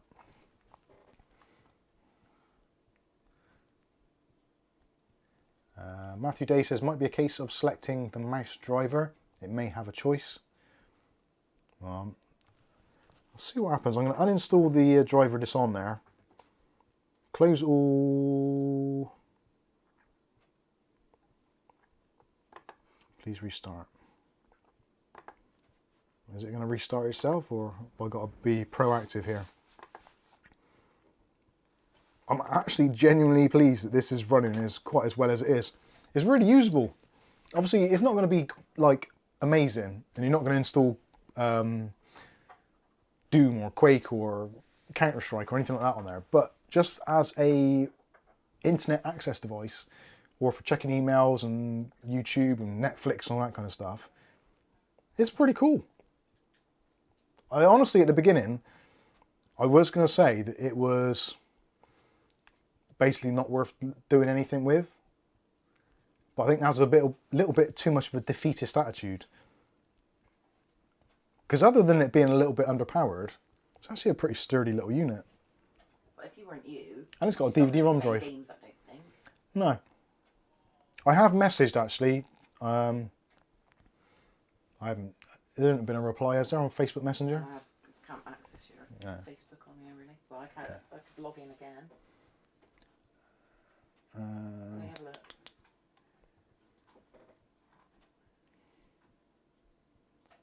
David Andrell says, I left high school 2 days before my 14th birthday. Fair dues. Andy Archer says, did you check if the Synaptics software has some options in the Windows menu? I wonder if it's actually going to work now. I'm trying this. I didn't check that, Andy. No. Chris Arthur says, once it's all sorted, do a drive image. Yeah, I think that is a very, very good idea. Gary says, according to HP specs, no Bluetooth. Yeah, so we're still not scrolling. Because normally on these touchpads, if you go down either side, it should scroll, or two fingers should scroll, but it's not wanting to do it. So let's go back to our download. Can anybody remember what the actual download thing was for the HP? Was it 69613? That sounds familiar. Let's try it. It does sound about right.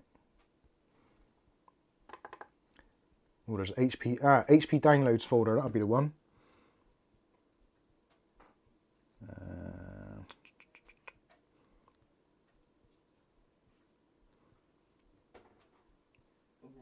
There's not in there anyway. See, Synaptics touchpad driver, awesome.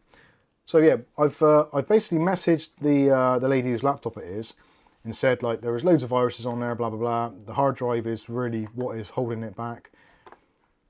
I would suggest a new SSD. I've tried it in there to see what it's like, and it seems okay.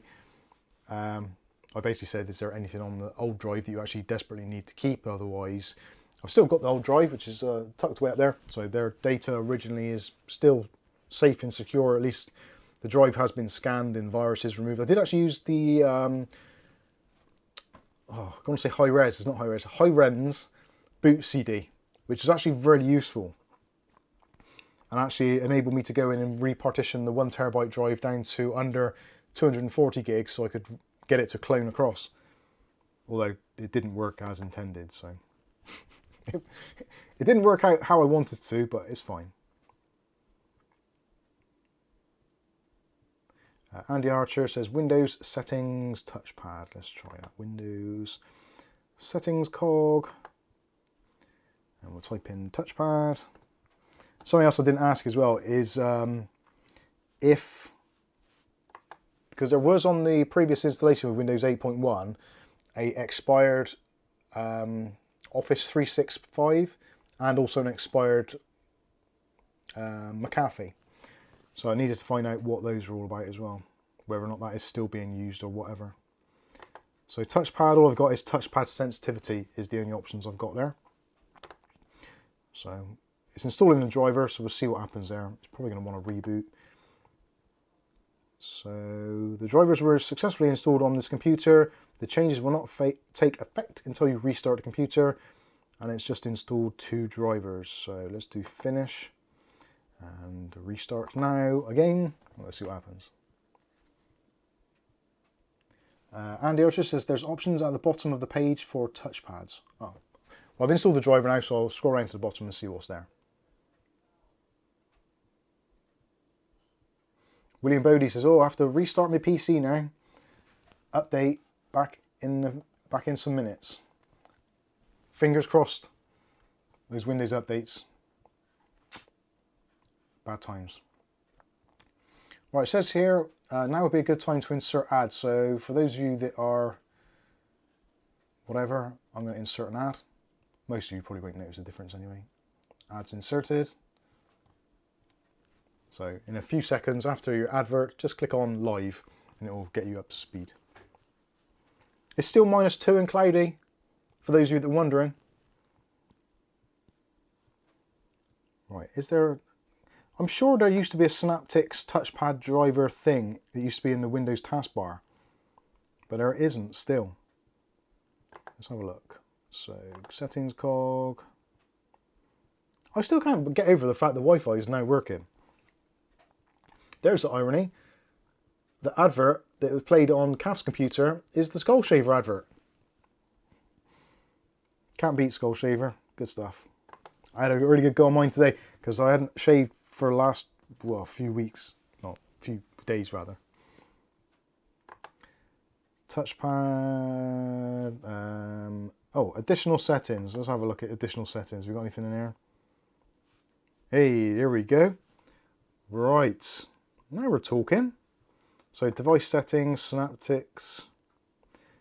Remove icon. No, we want animated icon in the taskbar. I knew I had an icon. Damn it. Right, hardware. Wheel. Well, it hasn't got a wheel, has it, you bloody fool? Display. Show locator. Pointers. Pointers. Buttons. Right-handed. So why does it not do the whole drag thing? Am I imagining things? Shouldn't a laptop thing do that? Am I just being simple? Other pointing devices? No, that's a mouse. Maybe it just doesn't have scroll, which seems odd. Oh, stop doing that. Pointer options. Wheel.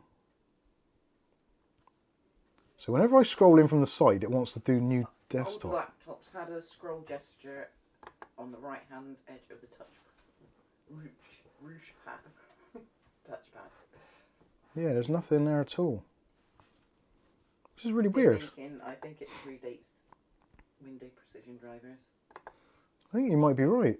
The boss role plays what they missed. Oh, hang on. Multi-finger gestures. Here we go. Boom. Right. Scrolling. Add that on. Have some of that, you bastard. Enable edge swipes. Turn that off because that is annoying as F. And let's see if... Let's have some gesture controls in the house. Let's go to the HP notebook site. And... Now we're talking. So it was in there somewhere. What size SSD did you put in your laptop? In the laptop, sorry. The laptop has now a 256 gigabyte SSD, which was weird because actually the original 1 terabyte drive was only using about 100 gigs anyway, if that. So this is working now as intended, and if I scroll in from the side, it doesn't try and make a new desktop. Awesome. So where was that? That was in device. So there, and then additional settings. What else is there? So we've got pointing, palm check enhanced, enable edge swipes, patent notices, don't want those, pointing, momentum, edge momentum, rotating. Rotating? Can we do rotating? How does that work?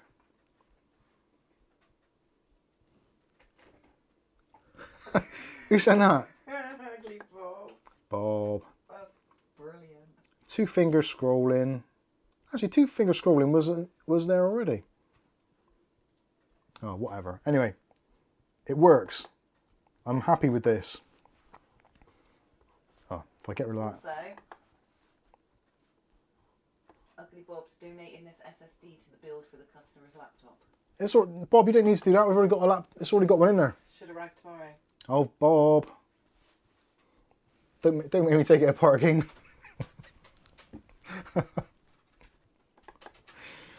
So, I'm pretty pleased. I'll be honest with you. This is working well. So the only thing now, I've got to wait for a reply. Let me just have a look on my my messenger and see if the young lady has replied. She hasn't. I told you that. Oh, she hasn't. No. Okay. You could look on your phone. It's right in front of Oh you. yeah, that's true. Yeah. I should have a look at Arnold, Mr. Voss. Oh, have a little put side by side. See if anyone can guess which is the real Mike Churchill.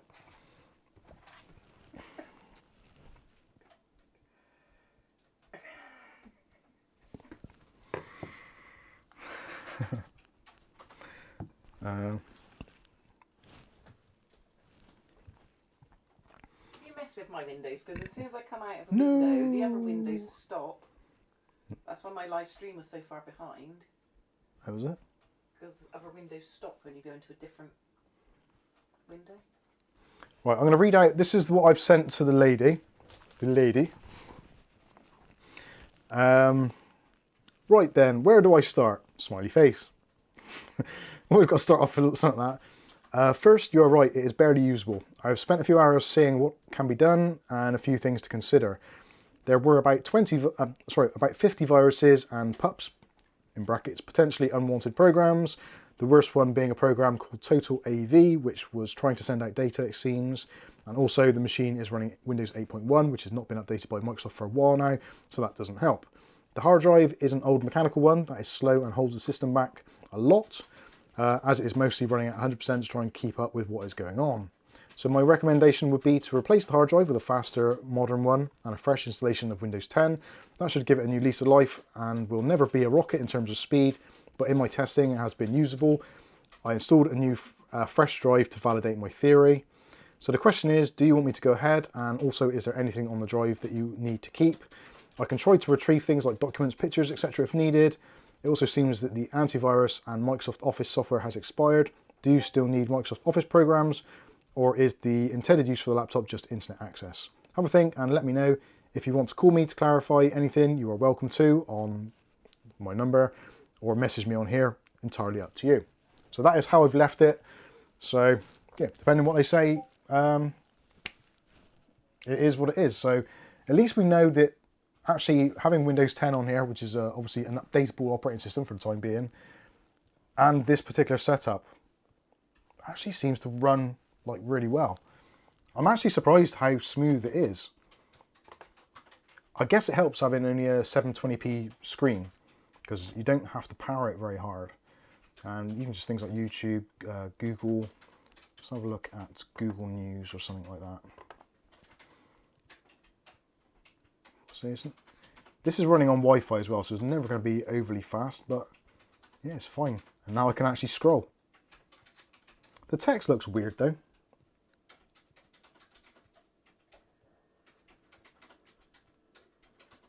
I think the text font needs some kind of sharpening, or maybe it's just because how the monitor is. I wonder if that does that thing. Yeah, it is. It's not ideal. Anyway, it's working, and it's very usable, which is awesome. Ugly Bob says you can do another cloning video as you change it over. Thanks, Bob.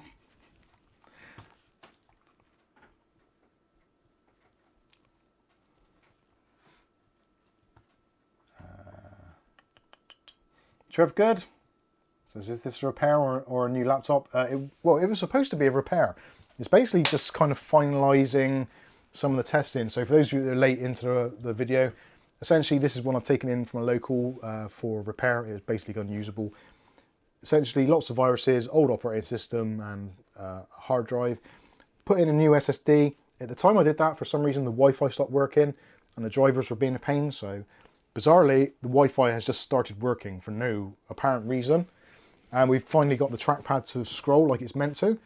And I'm done the big icons thing again. And does the the selection bar work? So yeah, everything seems to be working, so I'm pretty pleased. And it's actually like pretty snappy. So I suppose really I'm at the point now where I just kind of waiting for them to get back to us to see what they want to do with it. The battery seems to have a pretty decent life in it as well. I've been using it off of battery. I haven't tried the webcam actually. That's something which I did forget to do. So, oh shit. I'll turn it back on, I'll try it. Careful. What? Don't break it. I don't want to break it. No, not with my boat race. Oh, bless you. Mookie says, sometimes with an older user, I think it's better to leave some of those touchpad gestures deactivated because they won't accidentally mess something up with the swipe. Yeah, I think that makes a lot of sense actually. Especially the swiping in from the side, that's just... Ugh. It's confusing those older users. I've got to put some wood on the fire a minute, Deeds. Put it on my sleeve. Rick H says, I only use my old laptop to play Spotify at work. Awesome. Ugly Bob says, Windows 8.1 is ass-ho. It is. I used to like 8.1 when it came out, but I had to tweak it enough so that it got rid of the arrow interface, which I didn't really like a great deal. Let's try camera. Sorry, everyone. Is it me or is that screen gone dim? Tim.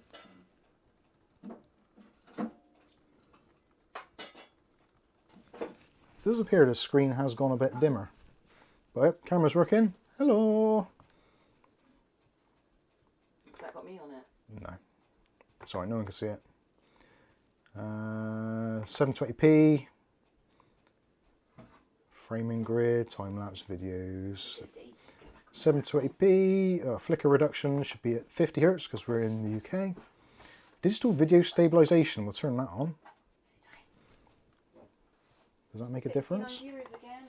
3. Right, that's working. Let me turn this off now. Why does the screen seem to be very dull?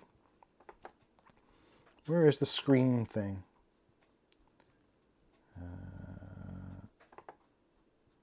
Night light is on. Battery saver is off. Why is it? Is it me or? Oh, I suppose it's because I'm just a bit off axis. It's not a great screen to be fair, but it works. So happy days, and the webcam works.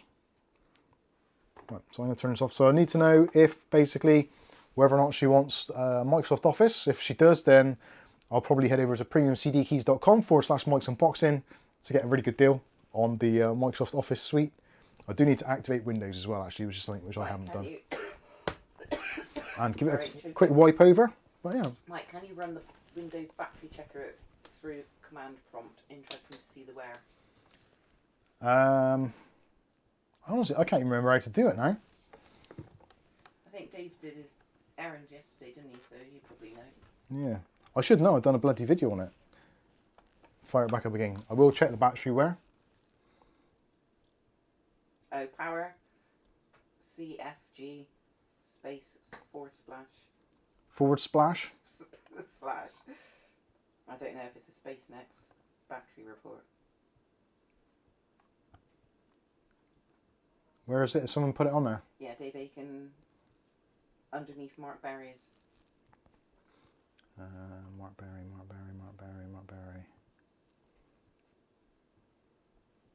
I can't see it. Oh, did you hit a brightness key, function and function key? Let's try it. I don't know. Oh, there we go. So turning the brightness up makes it darker. How does that work? Can you see that on the screen? There's the slider. So that is turning up full brightness. It turns it off. Reduce the brightness and it gets the bright as hell. What the actual flick? It's up above that. What the hell? Oh, I won't leave it on full brightness then. Is it on the screen?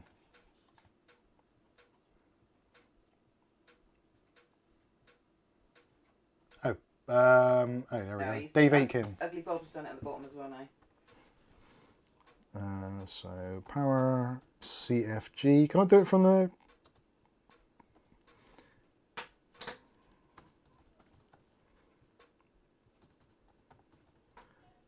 I'm not sure if I can do it from there or not. No, won't do it.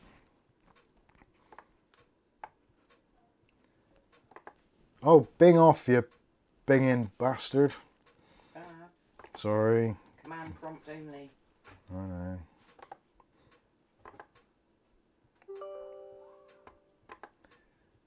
Right. Power CFG / is it a space /? Yes, it is, isn't it? Space / battery report.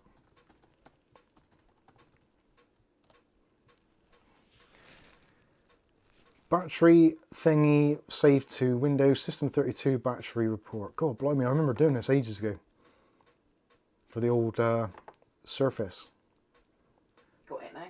Yeah, I think so. Where did I put it? Where did it go? System 32, Windows, scrolling, System 32, battery report HTML,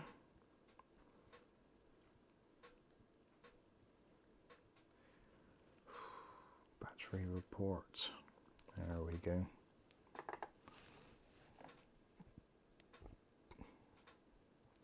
Right, battery report. Hewlett-Packard HP 15 notebook PC, BIOS version F23 from 2014.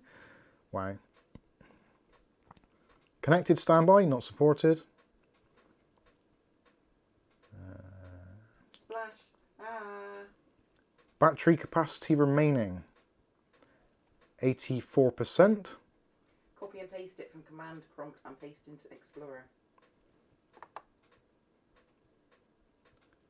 That looks right. Battery usage.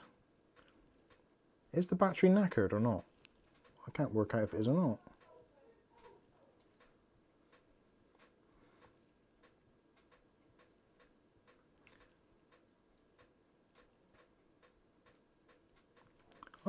My brain's gone. I'm completely... Oh, there we are. So design capacity is 41,000 milliwatt hours, and the full charge capacity at the moment is 34,000. So it's down to about 80 something percent, which is what it does say there. So 84%. So that is about right, I think. Not bad though, considering it's almost 10 years old. Happy days. That screen looks much better with the brightness pumped up. Right, let's turn this thing off, because I'm probably not going to hear anything back from them now for the foreseeable. Well, probably Monday. I'll be working in the shop tomorrow and I'll get a message asking technical things. I'll be like, oh, I haven't got it with me.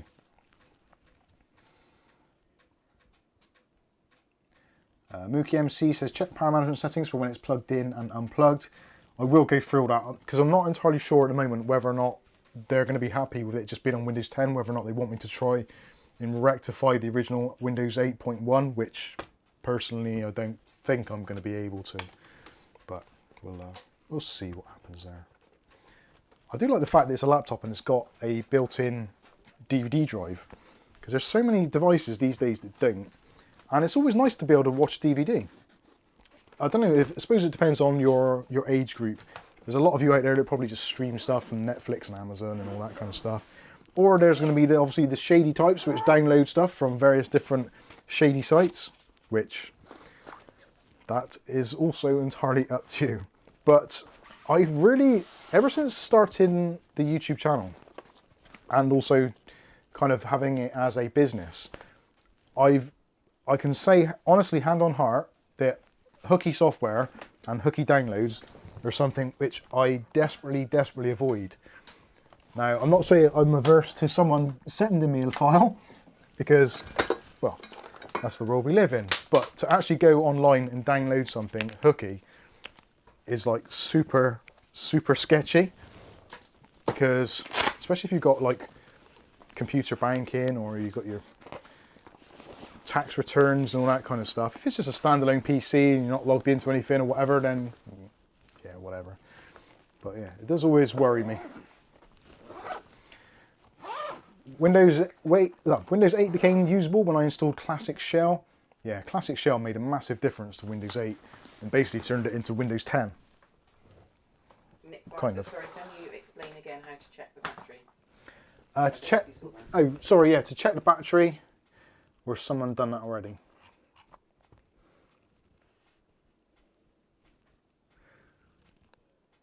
Yeah, there we go. Yeah, so type in CMD to get the right click on the command prompt in the menu, then type in power config, then a space / battery report.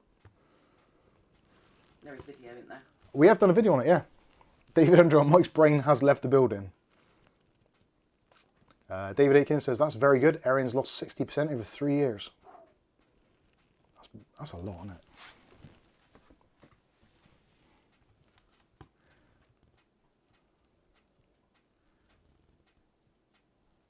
Oh, Matt Wither says, Bing has that effect on me too. I hate Bing. Bing is such a waste of time. The research results are bloody awful as well. There is something about Cadbury's chocolate. I know it's not really chocolate. Here's what I found. Blood tests, NHS. Find out about your blood tests. Because of sugar. Bob says, Bing sucks. No. It does. I thought you were doing an S really long. William Bodie says, Q, do you like the new USB cable for your Razor? This one? This is, I like the magnetic stuff. Although this has got lightning connectors on for phones. Or was there another cable in there? There was I think there was another cable actually, wasn't there? I lose track of what is going on. This week has been really bizarre for my brain. I'm not too sure what those bits are. I suppose you can buy extra magnet bits. I suppose you don't really need more magnet bits, do you? You want more cables.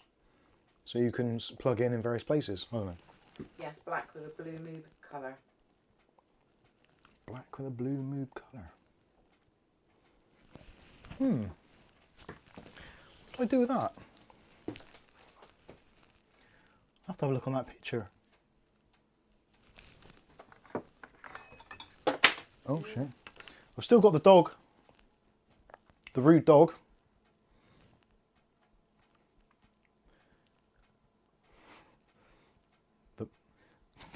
The micro USB dog. There was another cable, wasn't there? I'm sure. I can't think what I done with that. Where did I put it? Blue LED colour. There was... Buy that bottle opener that you keep on dangling around with. Was it that one? Is that focusing? There we go. Did you try the USB dog? Show it here. USB dog. You just had it.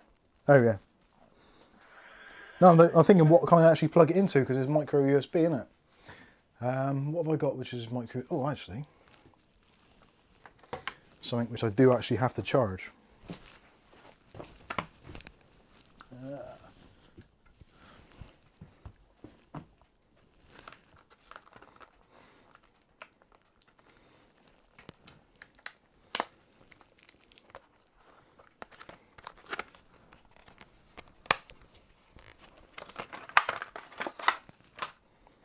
So this is the rude dog.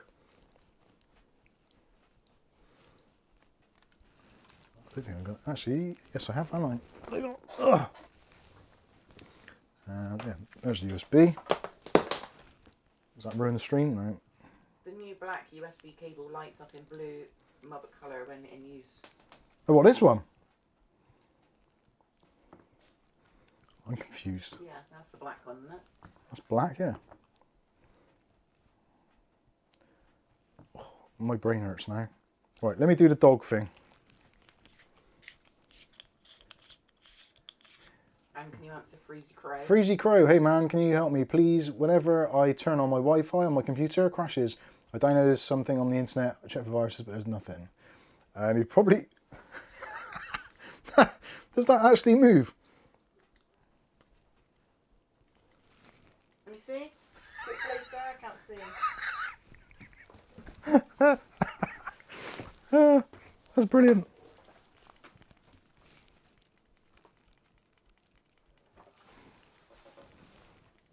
Is that focusing?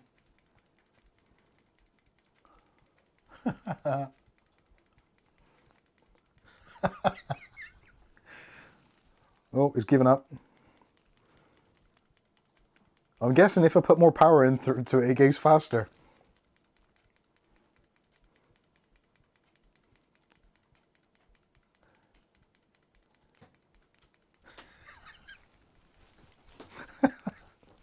Does the dog stop when fully charged, stroke drained? Yeah, that's a good question. I don't know. I'm gonna have to. Actually, that's a USB 3 port on there, so let's see if it's got more juice.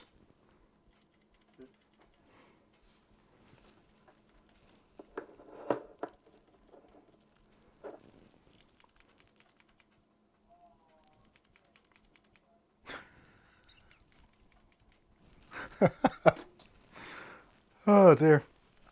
Is that a new USB 3.0 standard? Yeah. I'm going to plug it into... I've got a fast charger here.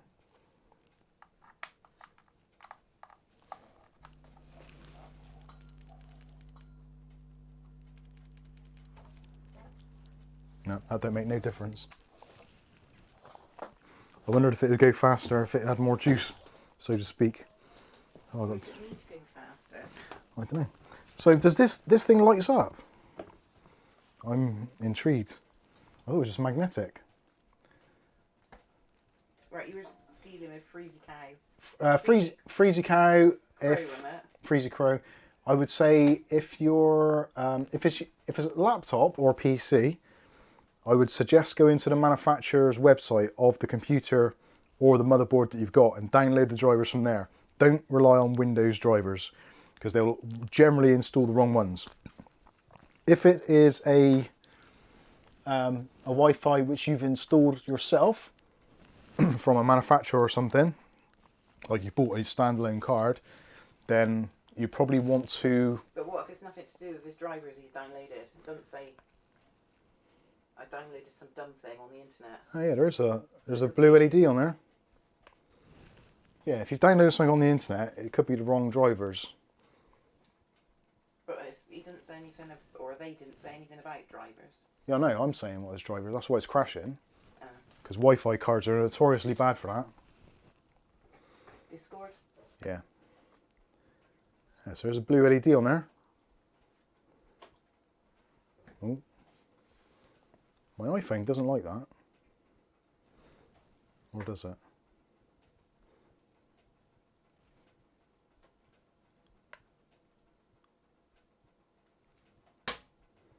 Oh, it's because I'm fully charged.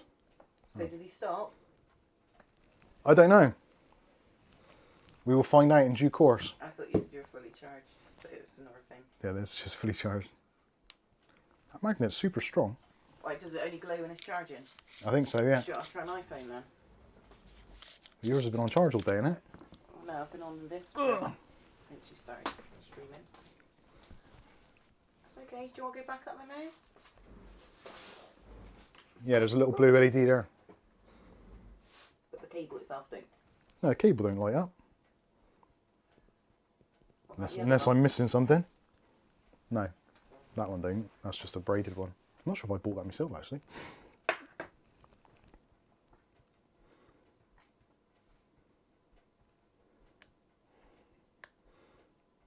Michael T says USB 3.2 Gen 2 by 2 Hump 2 standard.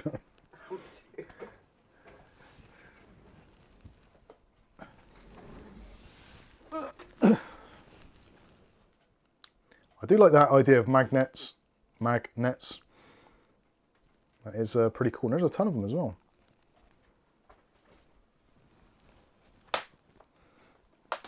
You can never have enough USB cables. Well, kind of. What else was there? There was something else as well, wasn't there? I think what else there was. I need to look at that picture actually. Let me have a look. Refresh my memory. It's been a really long week. It's also like when you got ill, especially if you've got a head cold, it breaks your mind completely. And when one day is like the other. Oh, the lighter, the candle lighter. You got that, haven't you?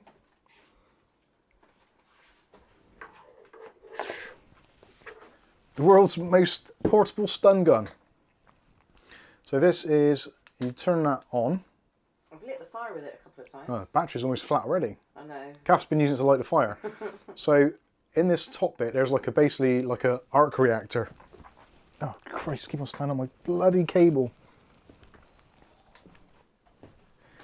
Now this is going to be dangerous because I might actually electrocute myself.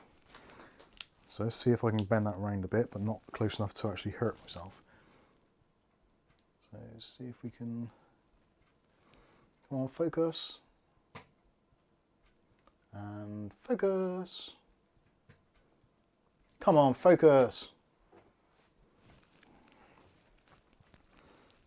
Focus harder. Ah, there we go. Right. Watch the end. You can hear it.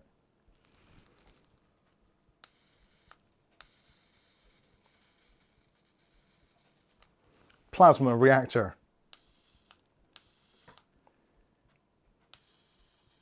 That sounds evil. Here you are. Have your Death Star back. I should pick up some of these cables off the floor now. Ugly Bob. Ugly Bob, those are great for scratching your taint. Give it a try. Oh, that stink. Michael T says I use the magnetic USB chargers and leave the connector attached to the respective devices and just use one charge cable.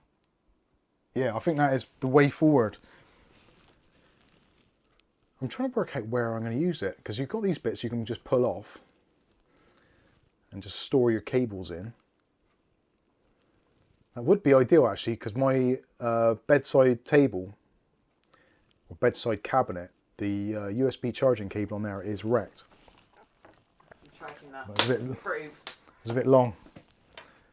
Although I suppose I could coil it up a bit. Yeah, for charging the anal probe. It's quite handy, isn't it?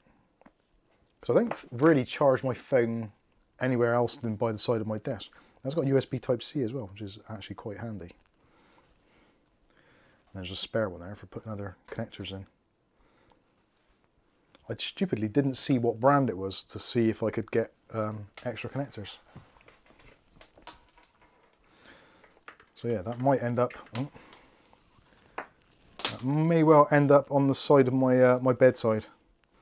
Charging my phone every night for when I'm listening to the Richie Allen show, which is hilarious. Oh, good drink.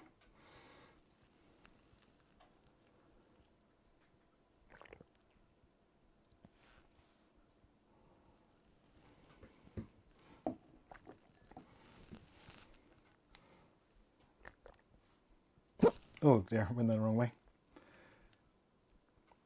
Hi Frank. Okay, right. I'm not going to leave that on charge overnight because that'll be disaster. And my USB capture, that's gone very poorly, hasn't it? I'm going to stick that back away. The other things that William sent us was some toe bearing, which I said at the beginning of the stream, that was awesome. Can't beat a good toe bearing. Even though the EU have tried mucking around with it, bastards.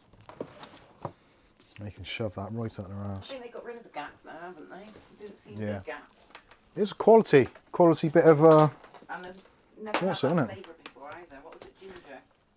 it was yeah, I think it was it orange and ginger? I think it was just ginger. Fiery ginger. Yeah, it was nice. Very highly recommended. Right, let's move that there. I'm sorry, I'm out of shot a minute.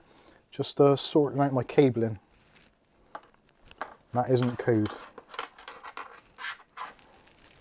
It definitely isn't. I so need to sort out this entire room. It'll happen one day. Oh, there's a bloody another USB cable there. What's that? Type C. Oh man. Which one was that? That's a Type C as well. It's really troubling actually for anyone who has used a Elgato capture device. I use Elgato capture devices wherever possible because they're just quite handy to use. But for some reason, Elgato devices don't like using any other USB Type-C cable other than the one they're actually supplied with from the factory for some reason. It's almost like they're not USB Type-C, but they are. So if I use a generic USB Type-C cable, it literally just refuses to do anything. It appears in Windows, but it won't work as it's intended to. It's super, super frustrating because I quite often like to have cables set up and just in place so I don't have to keep on plugging and unplugging all the time. But with Elgato, you can't do it. It's really annoying. Toblerone is the best chocolate stroke weapon ever. It is. Toblerone is a great chocolate. Although technically, I suppose, is it even a chocolate? Toblerone and Cadbury, same company. Are they? Is Cadbury owned by Nestle? No, I don't know. Is Toblerone owned by Nestle? No, I don't think so. They the part of the Mars group then? I'm not sure. They're probably I don't know. owned by BlackRock. BlackRock bastards. But that sounds good, doesn't it? They changed to palm sugar and sales tanked and they went back to normal sugar. That's what we need to do with lots of stuff. Yeah, definitely. William Bodie says, "All right, that's the EAN number of the USB cable to get on Amazon. Can I cut and paste that? I'll put it in my thing and see what accessories are available. I could kit out the whole place." They're units of Mondelez. Isn't that the one that uses that stuff? Mondelez. Riva. That's who does that Synax or something stuff, isn't it? Right, William, I can't find that code. That is the... It's a B number, I expect. It's B. Yeah. That's right, I'll find it. Welly Bob, Mike, have you retired the Ryzen 2600 in Calf's machine yet? No. No. Not getting in there. She won't let me touch the computer. She's seen what I'm like with computers, so she doesn't want me anywhere near it. Something to it to make all my windows stop when I move out of them. That's power saving, probably. Oh, that in Edge? Yeah, because you're signed in the same as me. Because you're signed in on my account on Edge, aren't you? Yeah. So that's why it is, because I did that video, didn't I? How to save energy and how to stop Edge running in the background. But it does it on Chrome as well.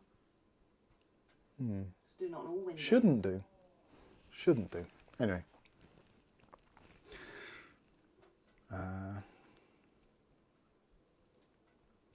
Toblerone stroke Cadbury are units of Mondelez. Sad times. We used to live near Cadbury's. Was it? What's it? Oh, Willy Bob, wasn't it? So, Mike, have you retired the Ryzen 2600? No, is the honest answer. I'm not sure what I'm going to do PC-wise. I'm in a real dilemma at the moment. I'm almost at a point of splurging money on an AM5 setup. And I'm interested to hear what you guys think about it, actually. Should I go with the AM5 setup? I feel personally that I kind of almost need it just to see what it's like so that I can get to grips with it and obviously make videos on it and see what the pros and cons are, BIOS flashing, settings, all that kind of stuff. Because there doesn't seem to be that many AM5 videos out there, especially motherboards and like the sort of things that we do, like BIOS tours and all that kind of stuff. And I think people might be slightly interested, especially as it's going to start becoming more and more mainstream, although at the moment it is prohibitively expensive. So I don't want to go down the A720 line or whatever it is going to be, or 620 or whatever chipset is going to be. So I'm thinking strongly along the lines of a B650 Tomahawk Wi-Fi, and processor wise I'm not sure. I'm really happy with my 13500, which is in my desktop PC over there, so I don't necessarily want to change that, but I am considering changing the streaming PC, because that is rocking the older MSI B550 Gaming Plus and the Ryzen 9 3900, which I'm guessing if I try to sell that on, should sell quite easily at a pretty decent price, because, well, the 3900 you can't really get very easily anymore. And the motherboard probably costs more now than it did when I bought it. So potentially there's a little bit of wiggle room there to kind of help possibly finance some of the AM5 setup. I'm also getting requests from manufacturers now to test DDR5, which I don't have a platform for. So it does help with that as well, but I'm so loath against spending yet another £200+ on a motherboard, because I think it's just ridiculous. But the other side of me says it's tax deductible, it's good for the channel, it's good for learning with, etc, etc. So I don't know. Rick 8 says, remember my $50 super chat money is for co-op food only. It will be used for co-op food only. Kath will make sure of that. David Underhill saying AM5 is way too expensive still. I feel it is, and I don't think there is any real justifiable improvement in speed that makes it worthwhile and valid, which is why it's even worse. Welly Bob's saying, I'm on the cusp of getting a new Ryzen, probably 7900, but not sure what board, and 32 gig of 6000 DDR5.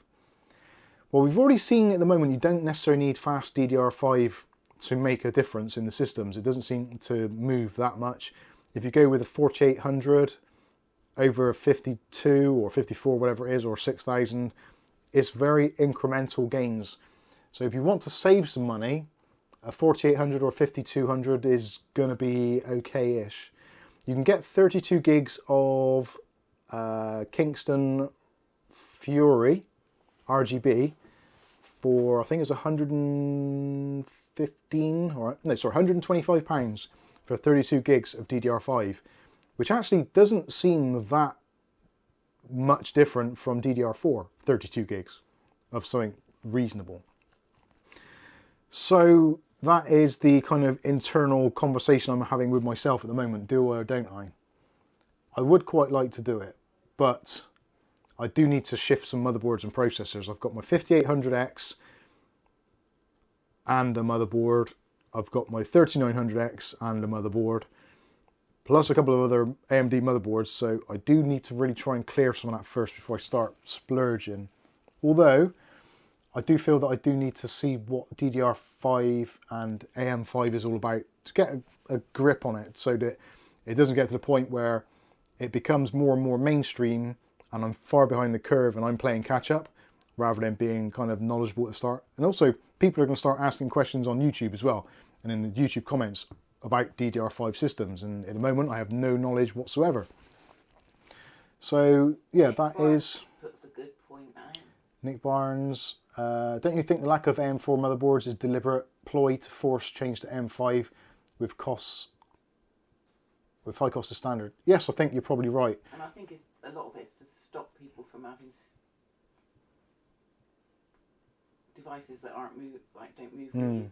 Yeah, a lot of people are going to start switching over to portable devices, especially for gaming, things like the Switch, the Steam Deck, that sort of stuff. They don't want you being in one place without them knowing where you are.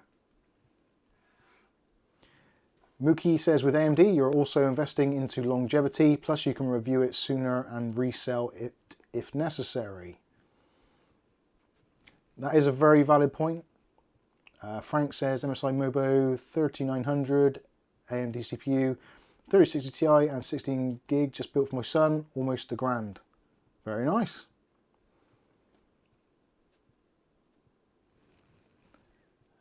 Where was Andy Archer's question? I've just seen Dave reply to it, but I can't see what the... Andy Archer.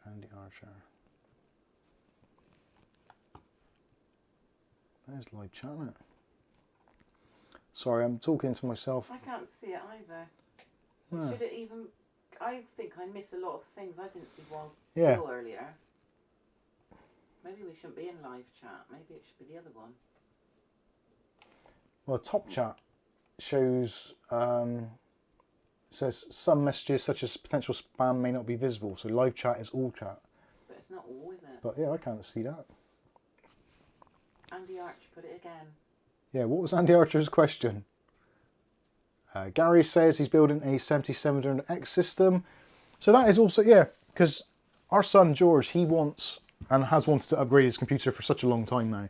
He's still rocking the old 2700X on the B350 platform with his original EVGA G3 power supply, I think, which is like a 550 or something like that, and a 1080. So he's been saving up for ages, and he wants to go AM5 or 13900.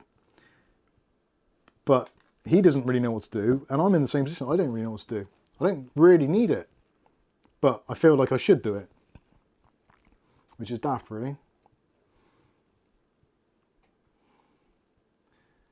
Rick H says, see, time to upgrade calf. That is exactly right. I could swap over that stuff, make you a nice fast system. Not that you care, in the slightest. I still watch videos at the same speed. Yeah, I've gone up to 1.25. videos will only play at a 1.5 day. certain amount of time. It's fine. Rick H says, I'll always use PC for all my gaming. Yes, I'm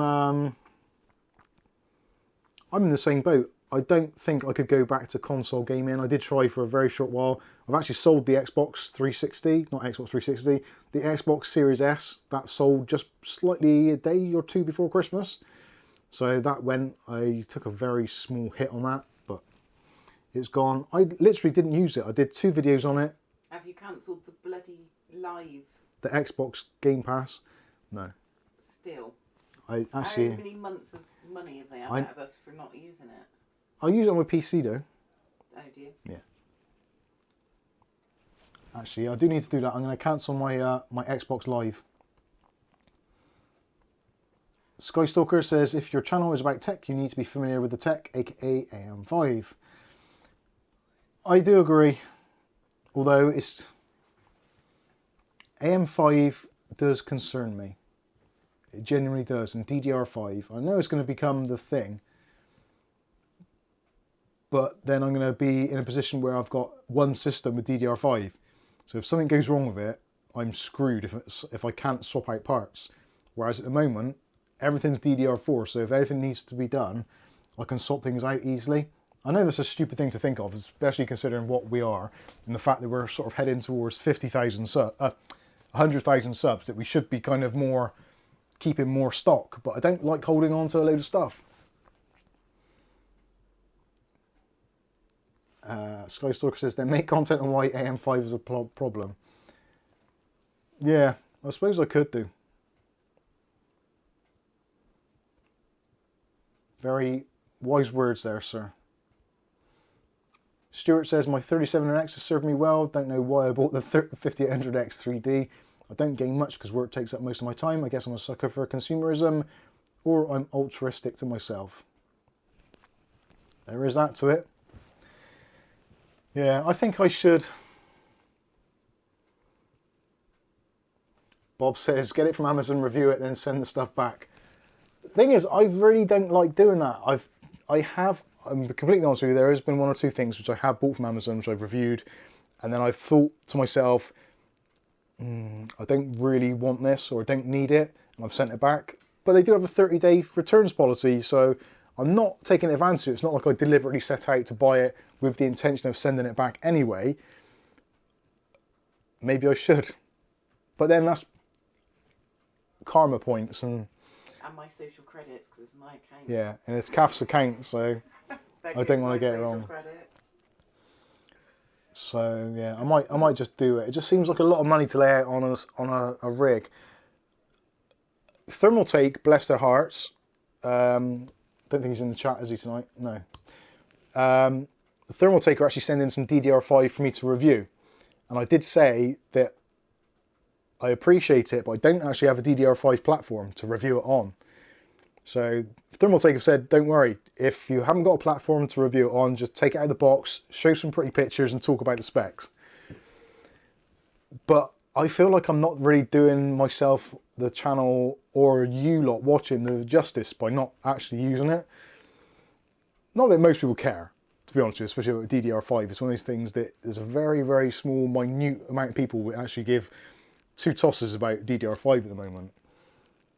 But I don't want to do half a job.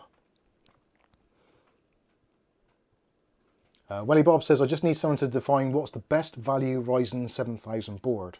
Well, I think I can tell you that. The best value Ryzen 7000 board is at the moment from ebuyer.com, and it is the MSI B650 Tomahawk. Because it has basically all the features you need from DDR5 and AM5, but without the stuff that you're unlikely to ever use, such as PCI Express Gen 5, which basically isn't a thing yet.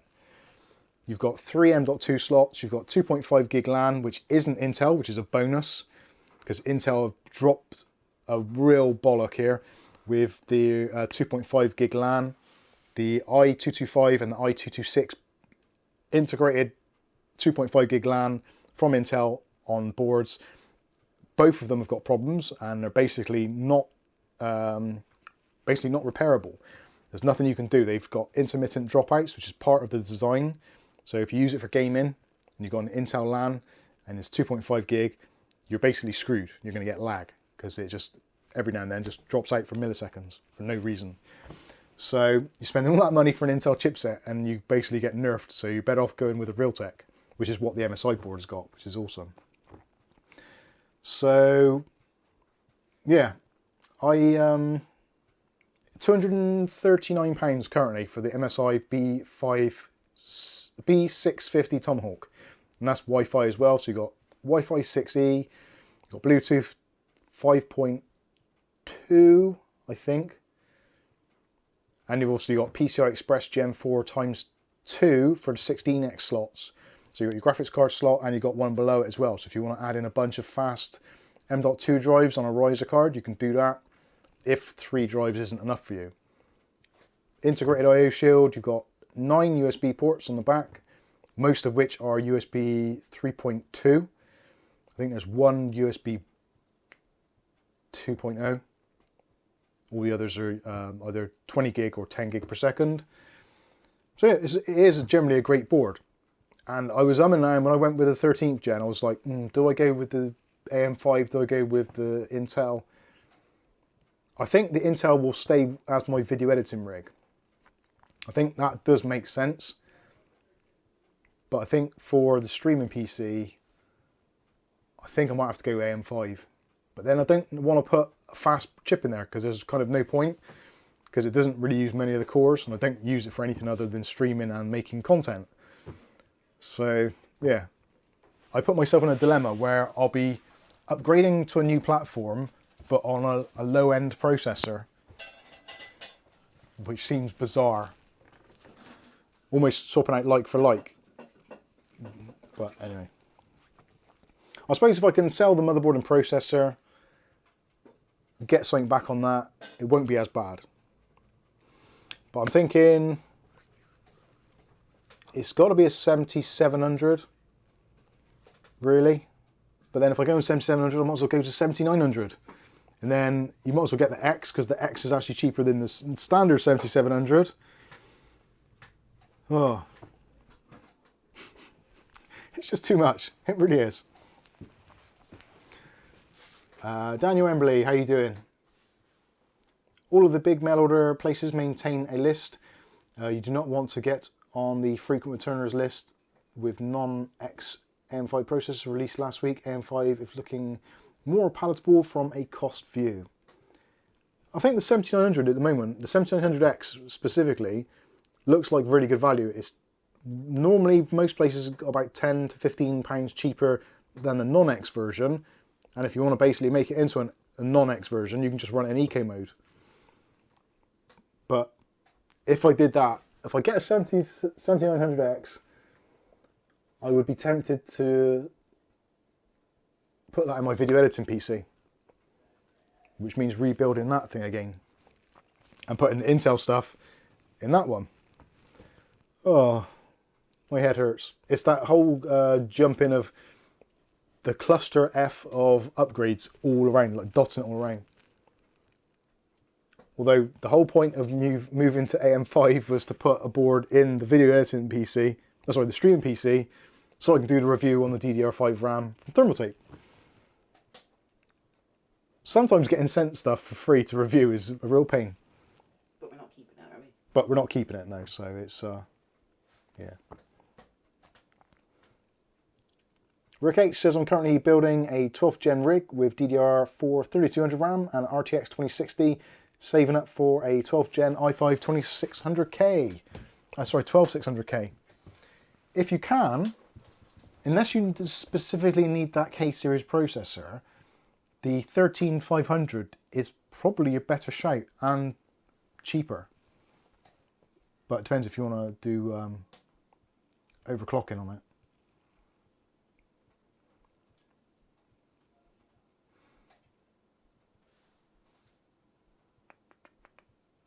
David Underhill says the MSI B650 Tomahawk is $800 in Australia. Holy crap.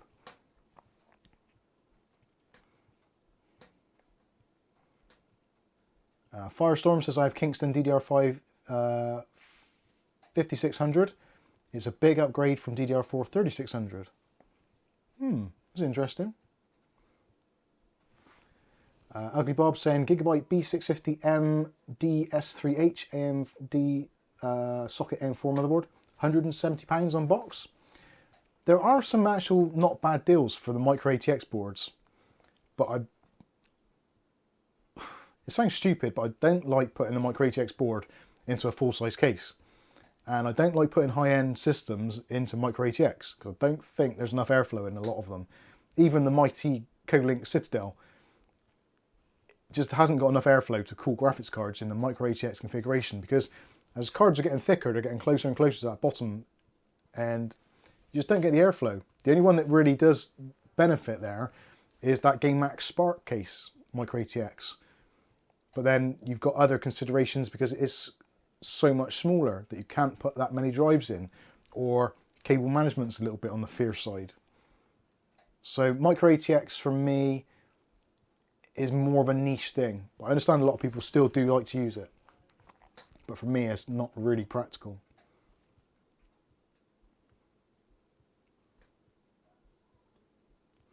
Welly Bob says, what cooler for 7900? Don't think my NHD 15 will work. I don't think it will. I think you need an adapter plate, but they do make one. And it should cool that easily.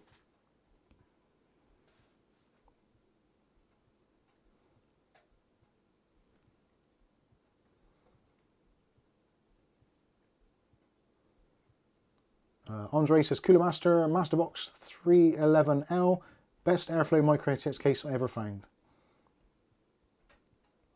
I don't think I've used that one.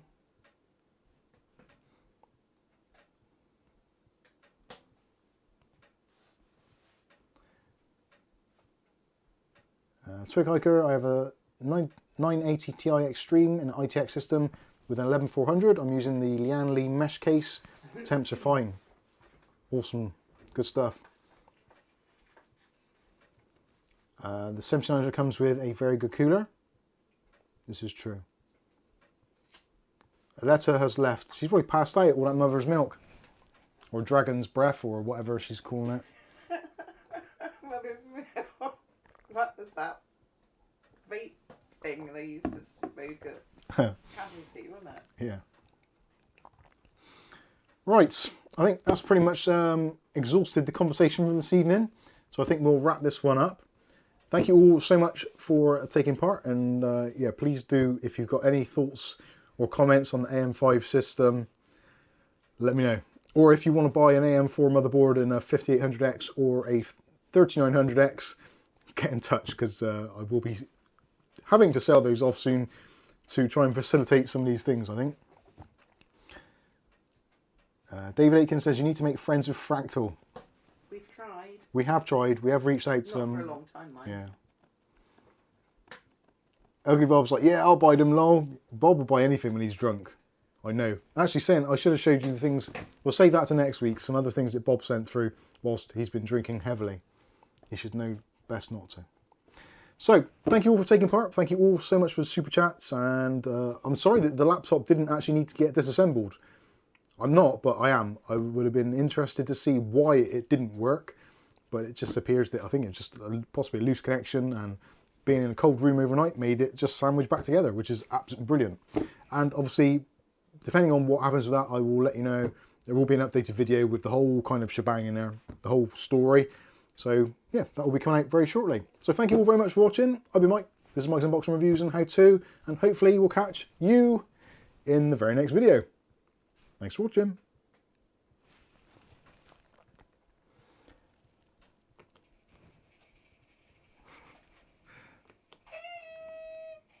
Sorry.